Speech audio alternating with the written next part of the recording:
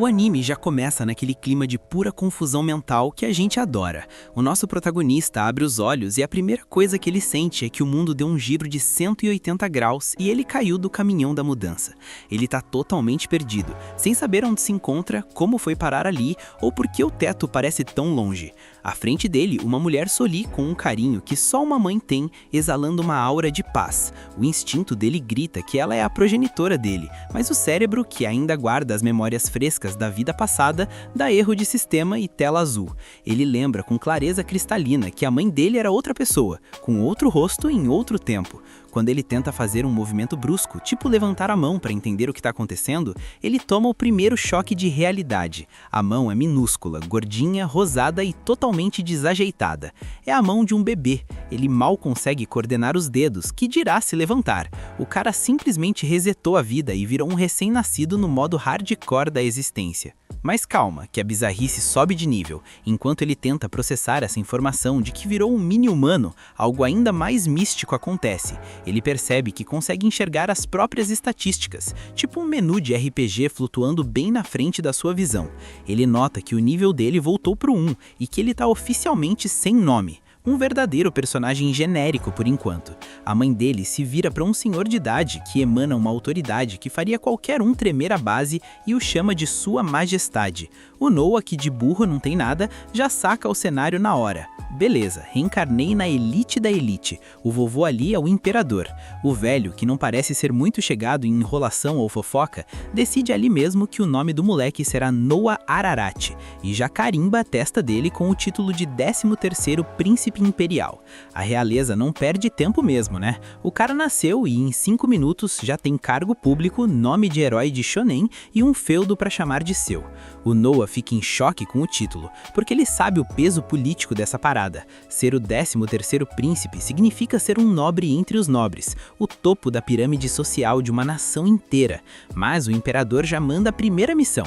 O feudo do moleque será Almeria. Para quem não conhece o mapa desse mundo, Almeria é a terra onde a galera do Clã da Água faz morada, um lugar estratégico e cheio de recursos. Assim que o imperador termina de falar, o menu de status do Noah brilha como se tivesse ganho um upgrade de luxo. A afinidade dele com o elemento água sobe para E+S. O Noah fica boiando porque ele nunca viu valores como esses em nenhum jogo ou na sua vida passada. O que diabo significa esse S ali? Será que é de super? De supremo? Antes que ele pudesse pensar, o imperador pede para um tal de Cruz, que deve ser o mago mais brabo da corte, mostrar as habilidades do Noah para todo mundo que tá na sala. O Cruz lança um encantamento de revelação e de repente os status do Noah são projetados no ar para geral ver. O susto é geral e o silêncio é ensurdecedor. O valor que o Noah tinha visto antes mudou de novo e agora tá absurdamente alto, quebrando todos os padrões conhecidos. A mãe dele comenta, toda orgulhosa e com os olhos brilhantes, que o poder dele está muito maior do que no momento do parto, o que indica um crescimento exponencial. O Cruz, com uma cara de quem viu um fantasma ou o boleto do cartão de crédito, manda a real. O moleque já despertou os poderes latentes. Todo mundo ali fica em choque total, porque ninguém nunca ouviu falar de alguém que alcance o ranking SS com essa idade, ainda mais um bebê que mal sabe o que é uma chupeta. Noah, percebendo que virou o protagonista apelão da temporada, só aceita que recebeu uma nova chance e que agora é um nobre de elite com um futuro brilhante e perigoso. O Império Mes, onde ele foi cair, é uma nação de guerreiros raiz, situada em cordilheiras brutas e geladas, com uma capital rica que vive uma verdadeira era de ouro. A riqueza lá gera mais riqueza, e a cultura floresce de um jeito resplandecente. O imperador é o patriarca de mais de 10 filhos, todos conhecidos como príncipes imperiais, venerados pelo povo como se fossem semideuses. Damos um salto no tempo, 6 anos depois. Noah agora é um garotinho prodígio e descobriu o segredo do seu sistema de status quebrado. Ele percebeu que as pessoas enxergam o poder dele de um jeito, mas para ele a interface mostra a verdade nua e crua por trás dos números. Para os outros ele é ranking SS, mas para ele aparece um +S maroto. Ele saca que essas adições vêm dos seus subordinados. É como se ele ganhasse um buff passivo por cada pessoa que jurasse lealdade a ele. Por exemplo, o S da água veio de Almeria, o feudo que ele ganhou. Outros bônus vieram das suas próprias donzelas e servos novos fiéis. Ou seja, se ele quiser ficar mais forte que o boss final, ele só precisa de mais gente trabalhando para ele. O nível dele pode aumentar de forma infinita, contanto que ele continue sendo um bom gestor de pessoas imperial. É a build perfeita para quem quer dominar o mundo sem suar a camisa. No dia a dia da mansão, o No é o auge da elegância e da fofura aristocrática. Ele sai do quarto todo arrumado com roupas que custam mais que um bairro inteiro, e as donzelas já começam o hype, elogiando como ele é educado, calmo e sereno. Elas comparam ele com outras crianças da mesma idade, que geralmente estariam destruindo os móveis, fazendo birraça ou comendo terra. Mas o No é um lorde completo. A razão é óbvia pra gente. Ele é um adulto com quilometragem de vida por dentro de um corpo de 6 anos. Mesmo assim, ele sabe que a biologia não ajuda, e as capacidades físicas dele ainda estão limitadas pela estatura. Durante o café da manhã, a Eveli, uma serva que anota 10 em hospitalidade e eficiência, avisa que o príncipe herdeiro e o quarto príncipe resolveram fazer uma visitinha de surpresa.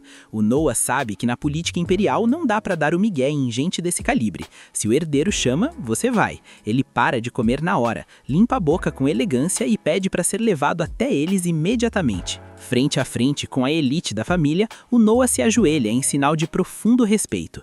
Ele conhece o Albert Ararat, o segundo príncipe e herdeiro de 29 anos, um homem que exala um poder opressor.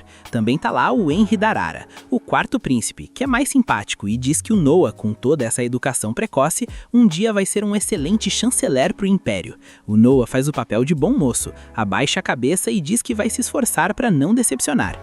O Albert, com aquele olhar de quem tá jogando xadrez com a vida alheia, diz que trouxe um presente de aniversário atrasado. Ele bate palmas 2 vezes e a porta da sala se abre com um estrondo, deixando entrar uma aura escura, pesada e totalmente suspeita. Um homem entra lutando para carregar o que parece ser um caixão pequeno de metal negro. Quando colocam o negócio no chão e o Albert ordena que o abram, o Noah sente o impacto na alma. Começa a ouvir gritos de agonia, lamentos de sofrimento de incontáveis pessoas desesperadas suplicando por salvação. Tudo isso vinha de uma espada que estava lá dentro, repousando como um monstro adormecido.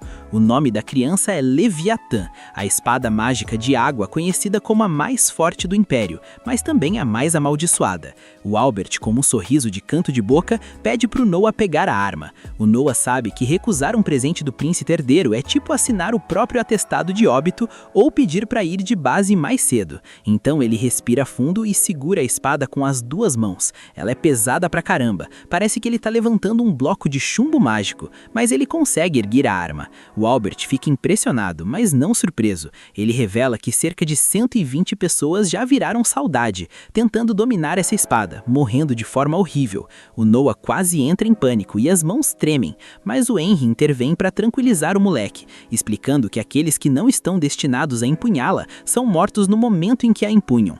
Como o Noah ainda está respirando, significa que ele passou no teste. O Albert conclui que alguém com afinidade SS de água consegue segurar a arma sem ser deletado da existência. Mas o Noah percebe a jogada suja. O herdeiro só deu a espada para testar se o irmãozinho ia sobreviver ou virar estatística. É o puro suco de toxicidade familiar. Lá fora, o Albert confessa para o Henry que tomou essa decisão porque o Noah é brilhante demais para o seu próprio bem.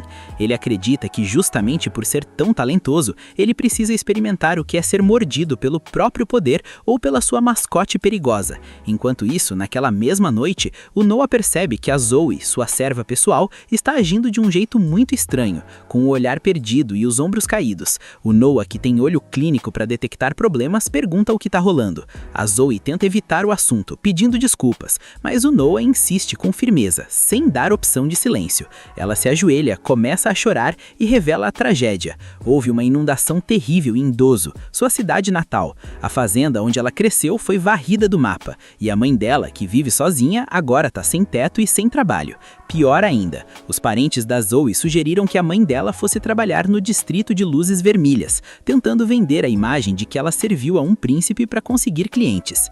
Noah para o discurso discurso dela na mesma hora. Ele não aceita que o nome dele seja associado a esse tipo de coisa e muito menos que uma serva fiel passe por tamanha humilhação.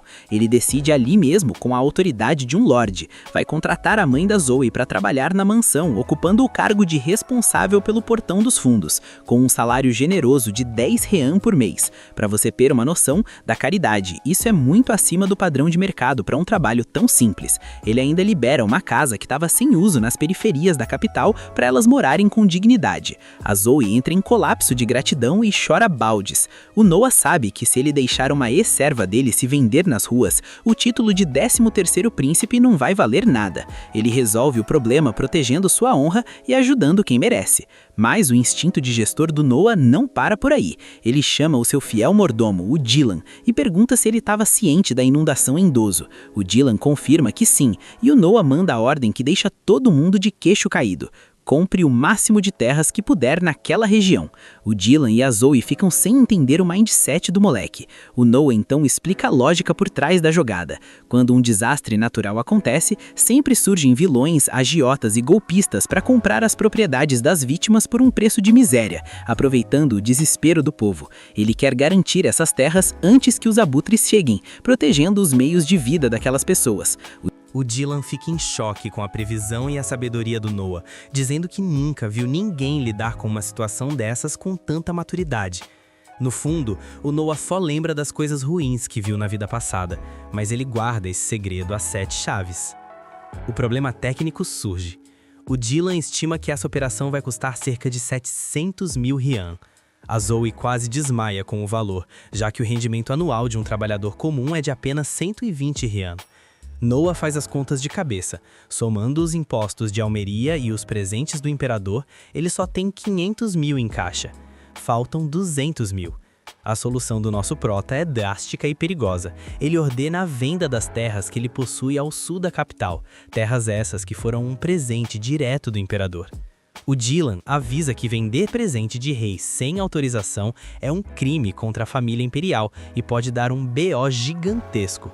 Mas o Noah não volta atrás. Ele diz que os nobres têm obrigações morais e que ele está disposto a aceitar a reprimenda do pai se isso trouxer felicidade para o povo.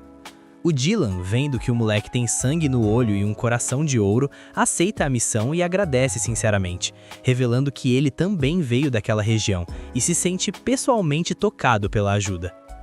Chega o dia da viagem para a inspeção das terras. Enquanto o Noah prepara as malas, o Henry aparece para ver como ele está lidando com a espada Leviatã. Noah se ajoelha diante do quarto príncipe e explica que vai para Dozo.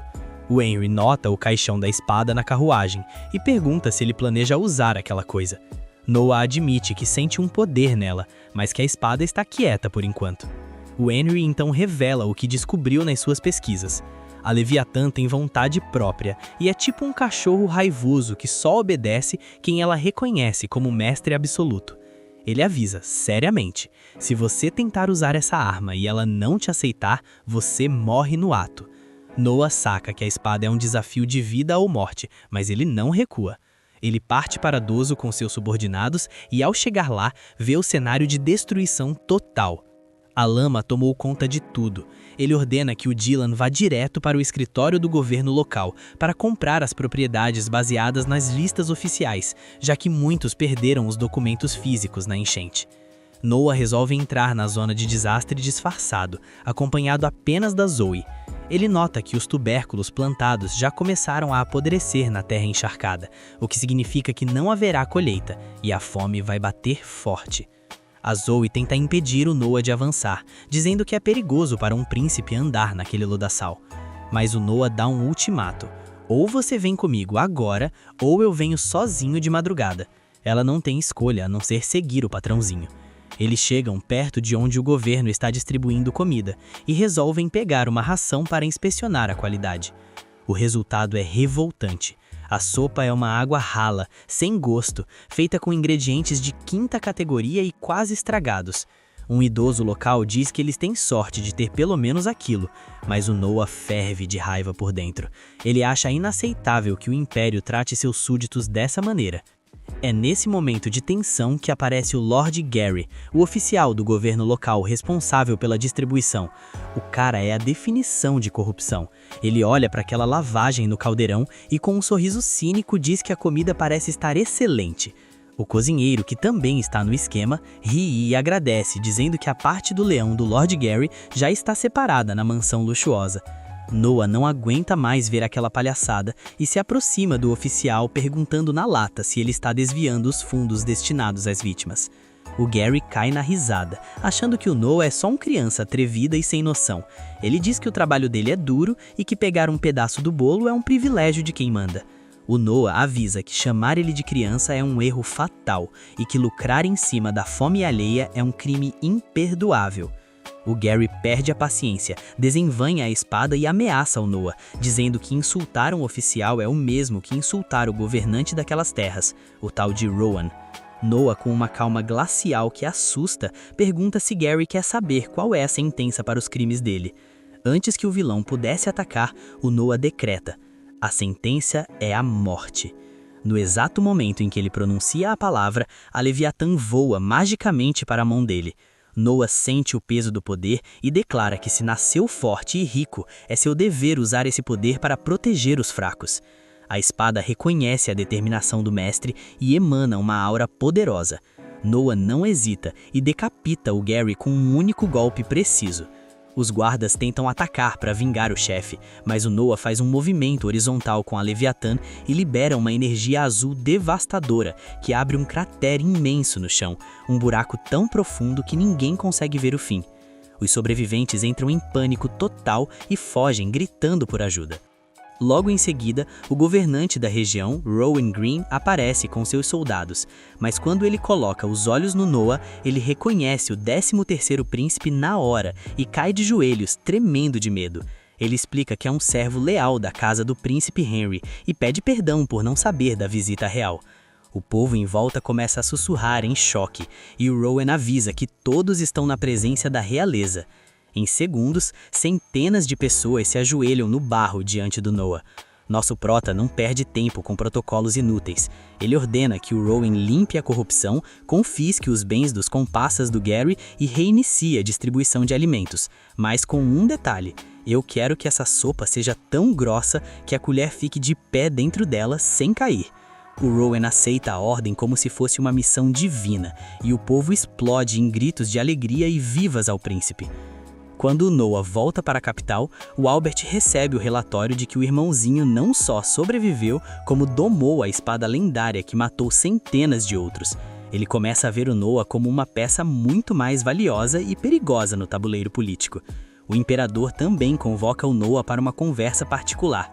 O Noah já entra na sala preparado para levar o maior sermão da história por ter vendido as terras que ganhou de presente. Mas, para a surpresa de geral, o imperador agradece ao filho. Ele revela que as ações do Noah idoso evitaram uma crise humanitária se transformar em uma rebelião, poupando recursos do império. O velho ainda pergunta como o Noah descobriu o esquema, e o prota diz que foi coincidência, por causa de uma serva. O imperador ri, sabendo que o filho é um gênio, e pede para ver os status dele de novo. Quando Cruz lança o feitiço, o Noah nota que a Leviatã agora aparece como sua subordinada, e sua afinidade com a água subiu para lendário rank SSS. O imperador fica radiante e pede para o Noah continuar usando seus talentos para fortalecer a nação. A história segue com o Noah visitando a parte comercial da cidade, a Rua Hyde, onde ele ouve falar de uma cantora popular chamada Alike. Ele leva a Zoe junto e percebe que ela se tornou uma serva exemplar. Ao ouvir a música da Alike, o Noah fica encantado. Ele percebe que, embora a técnica dela possa melhorar, a alma que ela coloca no canto é algo que o dinheiro não compra. Mas a paz dura pouco. Um grupo de agiotas brutamontes invade o local para cobrar uma dívida antiga do pai da Alike. O líder do bando é um gigante de 2 metros que tenta levar a garota à força para o distrito de luzes vermelhas para quitar o débito. O dono do bar tenta impedir, mas é jogado contra a parede como se fosse nada. Noah se levanta calmamente, caminha até o palco e dá uma aula de direito imperial. Artigo 2º da lei estabelece que filhos não herdam dívidas de pais. Tentar forçar essa cobrança é um crime punível com prisão ou coisa pior. O agiota perde a linha e tenta pegar o Noah pelo pescoço, mas a Leviatã, que agora está escondida sob a forma de uma pequena adaga na manga do Noah, reage instantaneamente e cria uma barreira de energia que joga os bandidos no chão. Noah mostra quem manda e os caras fogem desesperados. O dono do bar fica em choque ao descobrir a identidade do príncipe. Noah elogia a Lick e oferece pagar 25 Rian por mês para que ela possa viver bem, cuidar da mãe doente e focar apenas na sua arte. Ele compra o estabelecimento por 1000 Rian ali mesmo, garantindo que ninguém mais a incomode. A garota chora de felicidade e promete dar o seu melhor. No dia seguinte, a gente já começa vendo Noah sendo preparado pelas empregadas para a visita do governador de Uy, o tal do Dead Marley, que é basicamente o cara mais truta e bem-sucedido dos domínios dele. Aqui o roteiro explica que na família imperial é tradição dropar uns feudos para os príncipes governarem, tipo um tutorial de administração. Os habitantes veneram o príncipe como se fosse um admin único e legítimo do servidor. E o Dead Marley, que nasceu em Armélia, não era exceção. A gente vê o Dead prestando aquele respeito básico ao Noah, mas nosso moleque prodígio já manda ele sentar e ficar à vontade. Essa é a segunda vez que eles se encontram em 1 ano e meio, desde que o Noah virou o dono daquela área. O Noah, direto ao ponto, pergunta como tá o farm no território, lembrando que deixou o cara encarregado de gerenciar as águas de Uy. Mas aí, nosso pequeno percebe que o Dead travou, tipo lag de conexão, e não responde. O Noah, que não é bobo nem nada, deduz que a coisa tá feia. Ele conta pra gente que Uy é uma zona de farm de grãos na curva de um rio gigante, que às vezes resolve alagar tudo. A ideia era estabilizar isso, por isso ele pergunta qual é o BO. O Dead, com aquela amargura de quem perdeu uma ranqueada, responde que ainda não liberaram o orçamento. O Noah acha isso impossível, afinal era um decreto imperial, tá ligado? Mas o Dead interrompe dizendo que o Ministério das Finanças tá metendo o louco e colocando travas. Sabendo disso, o Noah manda o famoso "siga meus bons". E assim eles chegam no escritório do ministro das Finanças, o Maverick, que tá lá enchendo a pança, tranquilando. O Noah não perde tempo, já manda real sobre a retenção da grana para as águas de Uy. O Maverick diz que tem um grande motivo para isso, mas o Noah já solta o aviso. Se a resposta for "você criança e não entenderia", é melhor nem abrir a boca. Sim, pro tamanho dele, o moleque impõe uma presença absurda. Diante disso, o Maverick responde que, por causa da inundação do ano passado em Uy, Sua Majestade isentou o povo de impostos por 1 ano. E agora o ministério tá cobrando essa economia, entre muitas aspas. O Noah olha pra ele tipo, tá me tirando? E pergunta se ele o toma por otário. Se o imperador permitiu não pagar impostos é porque não tinha o que arrecadar. Foi um gesto nobre, não um empréstimo. Mas esse gordo inútil do Maverick fala como se a grana existisse. O Noah pressiona de novo, perguntando se ele tá sendo feito de palhaço. O Maverick, suando frio, diz que não é isso, e explica que eles não têm o ouro agora. Aí ele fica nervoso e inventa uma desculpa na hora. Diz que estão construindo a residência de verão de Sua Majestade e querem fazer um palácio com vilas em volta, por isso precisam da verba. Só que o Noah sabe que isso é caô e uma ofensa ao imperador. O Noah confronta o cara na hora por negar dinheiro para evitar inundações só para construir um palácio, perguntando se ele quer fazer o pai dele parecer um imperador sem noção, e manda aquela intimidação básica. Quer que eu troque uma ideia sobre isso com o imperador agora? O Maverick vai de joelhos pedir desculpas na hora. O Noah exige que liberem a grana pra ontem, e o Maverick grita para os subordinados fazerem a transferência. O Dead assistiu tudo de camarote, chocado com como o moleque dobrou o ministro sem nem suar, e admite que sente vergonha por ter recorrido ao título do príncipe, declarando sua total admiração e prometendo voltar pra Uy para tancar as inundações. Lá fora chega um cavaleiro avisando que Sua Majestade quer ver o Noah agora mesmo. Corta para ele se apresentando diante do rei. O pai dele já pede para cortar as formalidades e começa parabenizando pelo que aconteceu com Uy, porque contaram que o Noah amassou o Maverick. Nosso pequeno fica surpreso com a velocidade da fofoca. O rei manda a call de que informação é uma arma e ele tem que manter isso sempre afiado. O Noah não entende muito bem, mas diz que só fez o dever dele. O rei avisa que esse dever não é fácil, já que tem muito charlatão e puxa-saco por aí, e poucos conseguem entregar resultado com naturalidade. O pai chega perto, faz um carinho na cabeça do Noah e diz que ele é impressionante para quem só tem 6 anos. Manda ele ficar de pé. Aí ele pergunta se aquela espada ali é a Leviatã, porque parece ter encolhido. Enquanto ele observa, o Noah percebe que a própria casa dele faz parte da rede de inteligência do pai. O rei reconhece o poder do Noah por conseguir controlar a espada. Nosso pequeno lembra daquela vez que quase transformou geral em saudade, mas conseguiu segurar a onda. O pai diz que ele precisa aprender a manusear essa espada logo, por isso chamou um instrutor. Aqui somos apresentados ao Damien, um nobre mestre espadachim do Império. O rei afirma que não tem ninguém no nível desse cara, então pede pro Noah treinar treinar pesado. O Daemon pede um X1 amistoso ali mesmo, só para avaliar o potencial, não a técnica. O rei aceita de boas e a gente vê os dois frente a frente. O Noah puxa a Leviatã, mas a espada começa a bugar e se agitar. Nosso pequeno entende o recado e parte pro ataque. O Daemon bloqueia fácil, tipo, tente outra vez. O Noah recua e nesse meio tempo, a Leviatã mostra flashbacks dos donos anteriores, e o Noah entende que esses caras eram guerreiros tryhard. Ele se lança de novo contra o Daemon e num movimento rápido consegue desarmar o mestre. Depois disso, o cavaleiro Daemon pede desculpas ao rei, dizendo que não tem nada para ensinar pro príncipe. Ele explica que apesar de ter a força de uma criança, a técnica dele foi suficiente para desarmá-lo, o que prova que ele já manuseia a espada como um mestre e seria insolência tentar ensinar mais. Ouvindo isso, o rei começa a rir e diz que o vosso protagonista é incrível, todo orgulhoso. Por causa disso, ele confia ao Noah a seleção de cavaleiros desse ano. O Noah nem questiona e promete cumprir a missão. Agora rola aquela explicação de lore. A seleção de cavaleiros é um evento gigante anual no Império, onde o caminho da espada é a única forma de subir de elo social. Guerreiros de várias regiões lutam até a morte na capital e os vencedores viram cavaleiros, entrando para a classe alta. O Noah revela que a primeira missão de um cavaleiro é obedecer ao seu examinador. Então, se ele conseguir recrutar um cavaleiro OP, ele fica mais forte. O rei pergunta qual método ele vai usar. O Daemon sugere um Battle Royale ou eliminação direta. O Noah ignora e pede só uma coisa: cancelar as eliminatórias regionais e fazer todo mundo lutar na capital, na frente dele. O rei pergunta por quê, e o Noah explica que o Império é grande demais, ele não consegue vigiar as regionais, e seria vacilo perder um talento Tier S por algum motivo besta. O rei autoriza e diz que confia no critério dele. Agora, no palácio, o Noah pergunta pra Zoe se tem algum aspirante da aldeia dela pra seleção.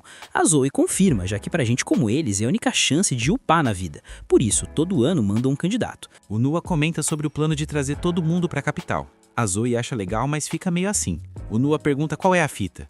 A Zoe responde que é besteira, mas na aldeia dela só mandam um porque a viagem e a estadia custam uma fortuna. Eles fazem vaquinha e mal dá pra um. Ela explica que o candidato carrega o peso das expectativas da vila toda, então é tensão pura. Diante disso, o Noah toma uma decisão. Como ele quer volume e não quer perder talento por falta de grana, ele vai bancar a viagem e a hospedagem de geral. A Zoe diz que o povo ia ficar felizão, mas avisa que isso custaria rios de dinheiro. Mas aqui o Noah mostra que além de governante é empresário e visionário, ou golpista do bem, porque para não gastar construindo alojamento, ele chama o Dylan para investigar quantas casas vazias tem na capital e manda comprar tudo. E se faltar, aí sim constroem um albergue.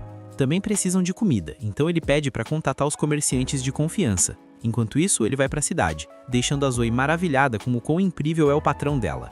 Depois disso, vemos o Noah com o Byron. O cara passa um orçamento para a seleção com um preço ridículo, que a gente não vê, mas deve ser alto. Mas o Noah diz que isso deixaria o Byron na falência. Mesmo assim, o Byron não tá preocupado, já que é pedido direto do terceiro príncipe. O Noah saca que ele quer algo em troca, porque nenhum comerciante perde grana por amor. Então pergunta logo o que ele quer. O Byron admira a esperteza do moleque. Ele conta que, paralelo à seleção, rola um exame para contratar pessoal no palácio e pergunta que tipo de candidato costuma passar. O Noah deduz o plano. O Byron quer infiltrar uma waifu no palácio para ter acesso rápido a informações. E se o rei curtir a garota e ela virar consorte, o lucro do Byron seria incalculável. O louro fica nervoso e diz que isso é independente, pois já mandou um presente para a residência do Noah. O Noah entende que é um pagamento adiantado e elogia mentalmente a astúcia do cara. Ele aceita, mas com uma condição. A mulher tem que ser interessante para o Noah, assim ele pode interceder por ela. O Byron concorda em buscar uma jovem que agrade. Além disso, ele pede permissão para usar o grasão da casa do Noah no negócio, já que percebeu que não tem aliado melhor. Nosso pequeno aceita que ele vire subordinado, mas avisa: traição é banimento na hora. Já na carruagem, o Noah comenta que com o Byron no time ele ganhou vantagem e pode ficar mais forte. Do nada começa a chover. O Noah nota que o rank dele de água caiu de SS para S e suspeita que deu ruim em Armélia. Ele manda Zoe tocar para o palácio para ver o rei. Chegando lá, o rei confirma que tem algo estranho em Armélia, mas admite que foi só intuição. Nisso chega um súdito avisando que estourou uma revolta em Armélia. Com essa info, o rei pergunta pro Noah qual é o tamanho da treta. O Noah pensa que com o rank de água dele caindo pela metade, parece que o poder foi cortado pela metade, mas na real é só uma fração. Então ele infere e diz pro rei que é uma revolta pequena. O rei confirma. Os reportes falam de umas 5.000 pessoas. Ele pergunta se o Noah quer ir lá resolver a parada ao território dele. O Noah responde que sem chances, afinal ele é uma criança e não tem XP de campo de batalha, além de não saber se os soldados vão obedecer. Ele sugere mandar qualquer um dos irmãos. O pai fica surpreso com a recusa, mas aceita, e pergunta quem ele sugere. O Noah, sem hesitar, responde: Henry. O pai pergunta por quê. O Noah diz que pela magnitude o lógico é um ataque frontal, especialidade do Henry, que é o irmão mais precavido.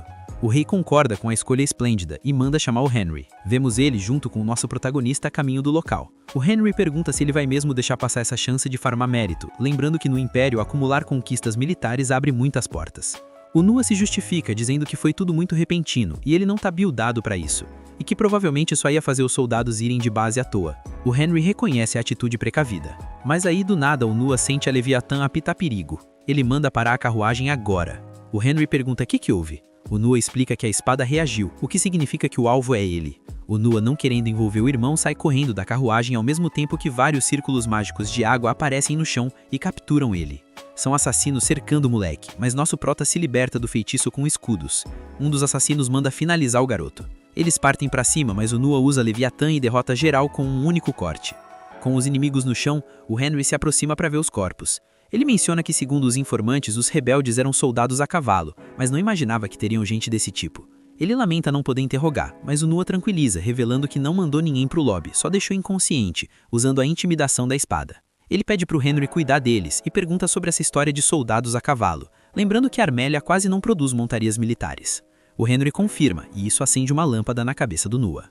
No dia seguinte, ele chama o Byron e pergunta se ele negocia perto de Armélia. O Byron confirma. Antes de continuar, o Nua avisa que se vazar algo dali, ele vai ser executado. O Byron aceita o risco. O Nua revela que está rolando uma rebelião em Armélia e que a força principal deles é soldados a cavalo. Mostrando uma maleta, ele diz que tem 10.000 rines e manda o Byron comprar todo o forume, comida de cavalo, da região. O Byron aceita, mas pergunta sobre a comida para os homens.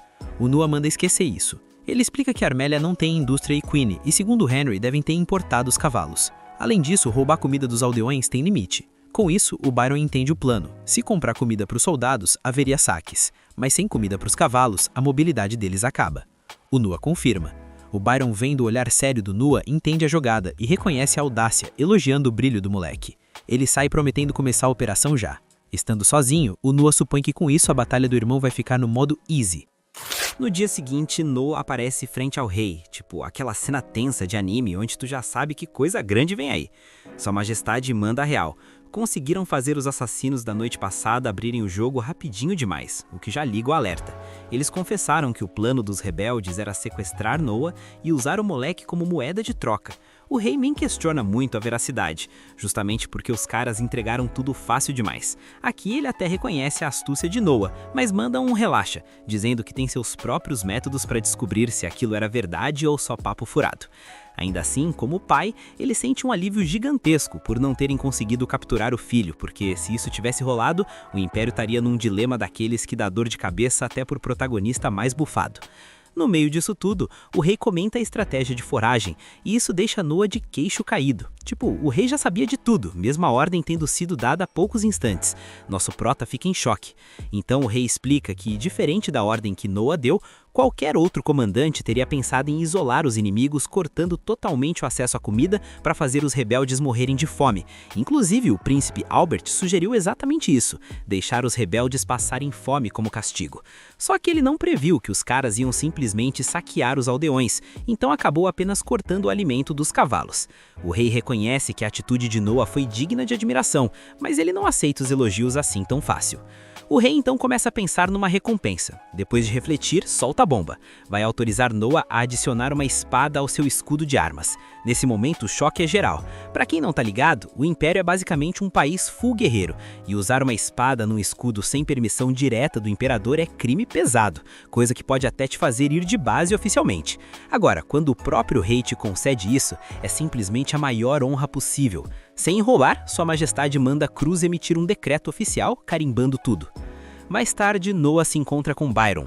Ele explica que o forragem próprio para transporte é bem escasso, mas como ele conhece as rotas de entrega, não foi tão difícil assim resolver. Além disso, ele traz info quente sobre Kaf, o líder dos rebeldes. Pelo visto, o cara é extremamente rancoroso e vai fazer qualquer coisa para alcançar seus objetivos. Byron então manda aquele aviso clássico de amigo preocupado. Mesmo que pareça bobo, toma cuidado. Nesse exato momento, uma criada interrompe os dois, avisando que tem um homem gravemente ferido na entrada, dizendo que traz um informe urgente. Noah vai direto falar com ele.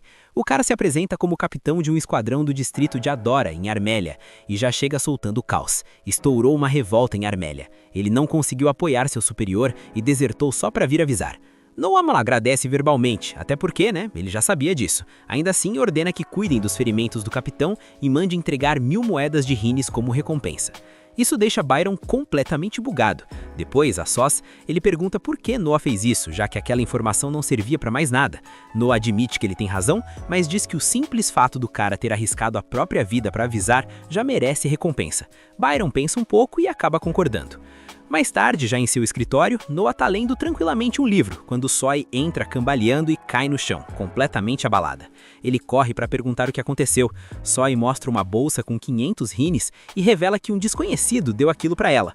O sujeito disse que essa seria a recompensa se ela conseguisse fazer Noah beber um frasco de sonífero. Nosso prota entende na hora que o plano era dopar a bebida para ele apagar bonito. Sabendo que os rebeldes estão por trás disso, ele pergunta por que ela trouxe aquilo até ele. Soy responde que simplesmente não consegue traí-lo. Ela agradece pela ajuda que Noah deu à sua mãe e ao seu povo, mas entre lágrimas confessa que o desconhecido ameaçou matá-la se ela não obedecesse. Mesmo assim, incapaz de trair Noah, ela veio entregar as moedas e o sonífero. Noah fica em silêncio, tenta entender tudo e escreve uma nota. Em seguida, ele decide recompensar Soy. Se os desgraçados tentaram comprar a traição dela por 500 rines, ele, como bom senhor, vai adicionar um 0 a esse valor. Calma, não a esquerda para ferrar tudo, mas a direita para recompensar de verdade a lealdade dela. Soy diz que não pode aceitar, mas Noah insiste. Ela acaba aceitando, agradecendo entre lágrimas pela generosidade. Só que agora Noah precisa que ela faça algo para ele. Ele diz que vai tomar o frasco e pede que ela entregue quando ele ficar inconsciente. Soy recusa no começo, entra em pânico, mas no fim aceita. Depois disso, Noah manda ela se esconder, porque esses lixos podem tentar silenciá-la. Soy, ainda insegura, pergunta o que ele pretende fazer. E aí, corte seco de cena. De repente, vemos Noah despertando em um lugar estranho. Ele ouve os bandidos conversando, planejando apunhalá-lo com uma espada curta bem estranha, mas resolvem não usar ainda, porque o Sr. Kafun mandou deixar isso como último recurso. Com isso, eles não fazem nada por enquanto. Noah entende tudo sem nem precisar pensar muito. Ele percebe que está amarrado de pés e mãos, então puxa a espada que tinha escondido na orelha, sim, na orelha, e como também não tiraram seu anel, e usa isso para cortar as cordas. Só então ele nota que está na parte traseira de uma carruagem. Antes de agir, ele pede para Leviatã mostrar suas memórias. Aí vemos que depois que ele apagou por causa do sonífero, os bandidos entraram, amarraram e Soy conseguiu fugir a tempo. Eles não a seguiram para não chamar a atenção dos guardas. Depois jogaram Noah na carruagem e meteram o pé. Com tudo isso esclarecido, Noah entende a situação e se levanta diante dos bandidos, que estavam acampados como se nada tivesse acontecido. Um deles reclama, perguntando quem foi o idiota que amarrou ele tão mal. Sem medo algum, os caras se aproximam e provocam, perguntando se Noah quer lutar, lembrando que da outra vez seu irmão o salvou, mas agora ele tá sozinho, solinho, sem plotear amor de amigo. Só que Noah responde do jeito mais seco possível. Com um único ataque, ele silencia o falador, que basicamente foi de base instantâneo. O clima pesa na hora. Ele diz que eles são só perda de tempo, porque se deixou sequestrar, achando que ia conseguir informações valiosas, mas no fim das contas, eles não passam de peões descartáveis. Furiosos, todos os bandidos sacam suas espadas e partem para cima dele. Noah simplesmente não se segura mais e vai passando todo mundo um por um, fazendo geral virar saudade sem cerimônia. Quando a poeira baixa, ele vê Zoe chegando acompanhada dos guardas.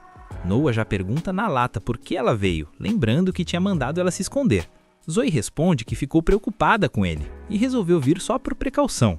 Mas agora tá ali, completamente surpresa, vendo que o garoto resolveu tudo sozinho, sem precisar de ninguém. Nesse momento, Noah pede pro cavaleiro que tá no comando não encostar nos bandidos, porque aqueles ali também são cúmplices dos anteriores. Só que, quando um soldado vai mexer em um dos corpos, uma espada cai no chão. O cara já ia pegar a arma, mas Noah manda parar na hora e ordena que todos recuem. Graças a Leviatã, ele consegue ver o miasma da maldição escapando de dentro daquela espada. Instantaneamente, Noah reconhece. É uma espada carregada com o rancor do ferreiro que a forjou, ainda vivo ali dentro. Todo mundo fica em silêncio, esperando para ver o que esse monstrinho vai aprontar agora. Noah conversa com Leviatã e pergunta se ele consegue fazer algo. A resposta vem sem palavras. A espada começa a brilhar e libera todo o miasma sombrio acumulado, disparando como um projétil em direção a um lugar distante. Aquilo atravessa as nuvens, corta o céu, sobe até o espaço e em questão de segundos chega ao destino.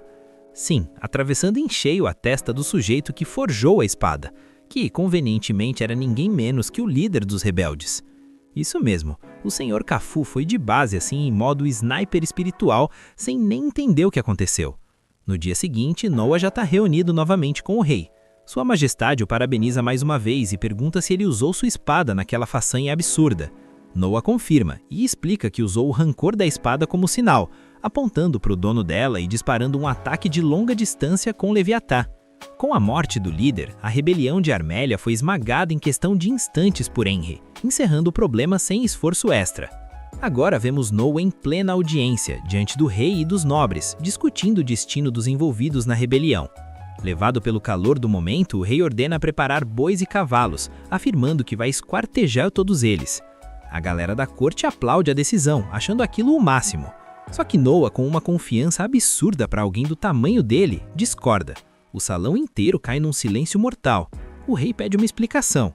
Então, Papi Noa explica calmamente que o castigo deve seguir a lei, e a lei imperial diz o seguinte: pena de morte para o líder, enforcamento para parentes e cúmplices diretos e decapitação para o restante, de acordo com o nível de envolvimento. Além disso, ele ressalta que, apesar de esquartejar ser uma expressão comum, isso simplesmente não existe na legislação imperial. O rei rebate dizendo que eles mancharam sua honra.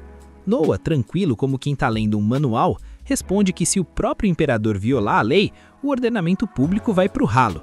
Por isso, pede que ele reconsidere. Depois de ouvir tudo, o rei reconhece o erro e agradece por ter sido corrigido. A galera fica em choque. Mesmo assim, o rei afirma que um castigo leve não satisfaz, então aplicará a pena máxima permitida pela lei, sem chance de redução. Pergunta Noa se ele concorda. O garoto responde que não tem objeção alguma. Com isso, o rei passa a responsabilidade ao primeiro-ministro. O público continua completamente atônito, não só pelo fato de Noa ter corrigido o próprio imperador, mas porque ele é só uma criança e nem piscou. Começam a chamá-lo de gênio enviado pelos céus, um prodígio de verdade. O rei então se levanta e agradece a Noa por impedir que ele manchasse seu próprio nome. Como recompensa, anuncia que vai conceder a ele um título. Diz que qualquer um de seus filhos poderia aconselhá-lo, mas estar certo é uma virtude rara. E para que todos conheçam a sabedoria de Noa, concede a ele o título de sábio. A sala inteira fica fascinada. Noa agradece ao pai, dizendo que é uma honra imensa receber esse título. O rei comenta que gostaria que ele tivesse nascido alguns anos antes, mas o público já está ocupado demais bajulando o príncipe sábio para ligar para isso. Mesmo assim, desejam a ele uma longa vida. O rei então pergunta se Noa já escolheu os métodos que usará para as eleições. Noa responde que já tem algo em mente, mas vai mostrar em outro momento. Mais tarde, vemos Noa tomando chá, cercado por 4 ajudantes segurando baldes de água. O rei está na frente dele e pede que joguem a água. Assim que fazem, o anel de Noa ativa e cria uma proteção perfeita, nenhuma gota encosta nele. O rei explica o método de seleção. Ele vai deixar que o ataquem e decidirá com base em quem mais o impressionar. O rei diz que não esperava nada menos dele. Assim, Noa não vai se cansar muito e consegue aguentar toda a seleção, embora exista o risco de alguém quebrar sua defesa. Mesmo assim, Noa aceita esse risco. Ele ainda revela que está preparado para enfrentar um oponente extremamente poderoso. O rei fica surpreso, mas sorri orgulhoso da coragem do filho, digna de um verdadeiro príncipe sábio.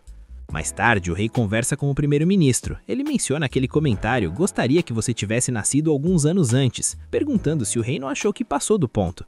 O rei apenas sorri e diz que não vê problema algum em ter sido aconselhado ali mesmo pelo próprio filho, que ainda derrotou o inimigo sem nem pisar no campo de batalha. Reconhece, porém, que isso é algo sem precedentes e confirma o que já suspeitava. A espada do Noa tem um poder simplesmente aterrador. Então ele chama o ajudante Cruz para trazer aquilo. O rei explica que, segundo a lenda, o verdadeiro selo de Leviatã jamais deve ser quebrado, mas ele acha que talvez nem o Noa seja capaz de fazer isso. Confiança total do pai, diga-se de passagem. E já chegamos naquele pique com o torneio rolando solto. Se liga que a seleção de cavaleiros é o evento mais hypado do ano no Império Myris. Pra quem não manja, Myris é uma palavra antiga que significa guerreiro, e o lugar faz jus ao nome, sendo a nação dos brabos, onde o único jeito de subir na vida e ganhar cargo alto é no puro mérito militar. Essa peneira de cavaleiros é o que define o destino da galera. O exame tatame sempre atraem uma multidão, mas esse ano o hype passou do limite, porque um dos príncipes decidiu ser o examinador, algo que nunca tinha rolado antes. A galera brotou em peso só pra tentar ver o cara por um segundo, e lá está o nosso protagonista, o Noah, jogando o fino da calma, tomando sua xicrinha de chá enquanto um candidato tenta acertar ele de todo jeito, mas não arruma nada contra o escudo do príncipe. O cara bateu tão forte e de forma tão bruta que a própria espada dele foi de base, quebrou todinha. O público já começou a achar que era perda de tempo, porque ninguém conseguia nem triscar no príncipe sábio. O imperador também tá lá de olho no evento, sentindo que o clima tá muito mais eletrizante que o normal, mas ele tá focado mesmo no resultado. Esse torneio serve pra garimpar talentos e ele tá doido pra ver quem o Noah vai draftar pro time dele. Com certeza vem coisa boa por aí. Outro participante tentou dar um show usando magia, um negócio visualmente absurdo e muito poderoso, mas por mais bufado que fosse o ataque, não fez nenhum risco no escudo do Noah, que continuava lá focado no seu chá. E como o sol já estava indo de arrasta pra cima e a noite chegando, parecia que ninguém ia passar no teste hoje. Porém, ainda restava uma última candidata e a senhorita para bem na frente do nosso príncipe. Dava pra ver que ela estava com o nervosismo no talo, mas tentou manter a pose e quando soltou o ataque, o Noah teve que spawnar o escudo instantaneamente. Só que não adiantou nada, porque a mina simplesmente quebrou a defesa dele. Ela viu que ainda dava pra atravessar e botou mais pressão e força, até que o escudo virou patê, estraçalhado no chão. O problema é que, sem querer, ela acabou dando um corte no Noah. Na mesma hora, ela entrou em choque, começou a pedir desculpas desesperada e cheia de medo, mas os guardas já cercaram a coitada e não deixavam ela nem respirar. A galera já estava imaginando que ela ia ser banida da vida por ter ferido o príncipe. Mas o Noah se colocou na frente e mandou soltarem a garota. Logo em seguida, ele perguntou o nome dela e ela respondeu que era Shirley Grants. Para surpresa de geral, ele mandou um "Você passou". O Noah disse que não tinha revelado os critérios antes, mas que ela estava aprovada e pronto. Quando o povo viu que ele estava perdoando quem machucou ele, geral ficou em choque com a grandiosidade do cara. E o Noah não parou por aí, já meteu o convite para ela ir na casa dele, comentando que a armadura dela era top. A Shirley explicou que aquela build estava na família dela há gerações, mas antes de continuar o papo, ela perguntou se era sério o que tinha passado e se não ia rolar um castigo. O Noah mandou a real. Ferir ele sem querer não é crime, até porque foi ele quem deu a ordem para atacarem com tudo. Nesse momento, ele pediu para ela levantar e repetir o ataque. A Shirley ficou meio sem entender nada, mas ele lembrou que um cavaleiro precisa obedecer às ordens de seu mestre. A Shirley pediu desculpas e seguiu o comando, se concentrando o máximo que podia.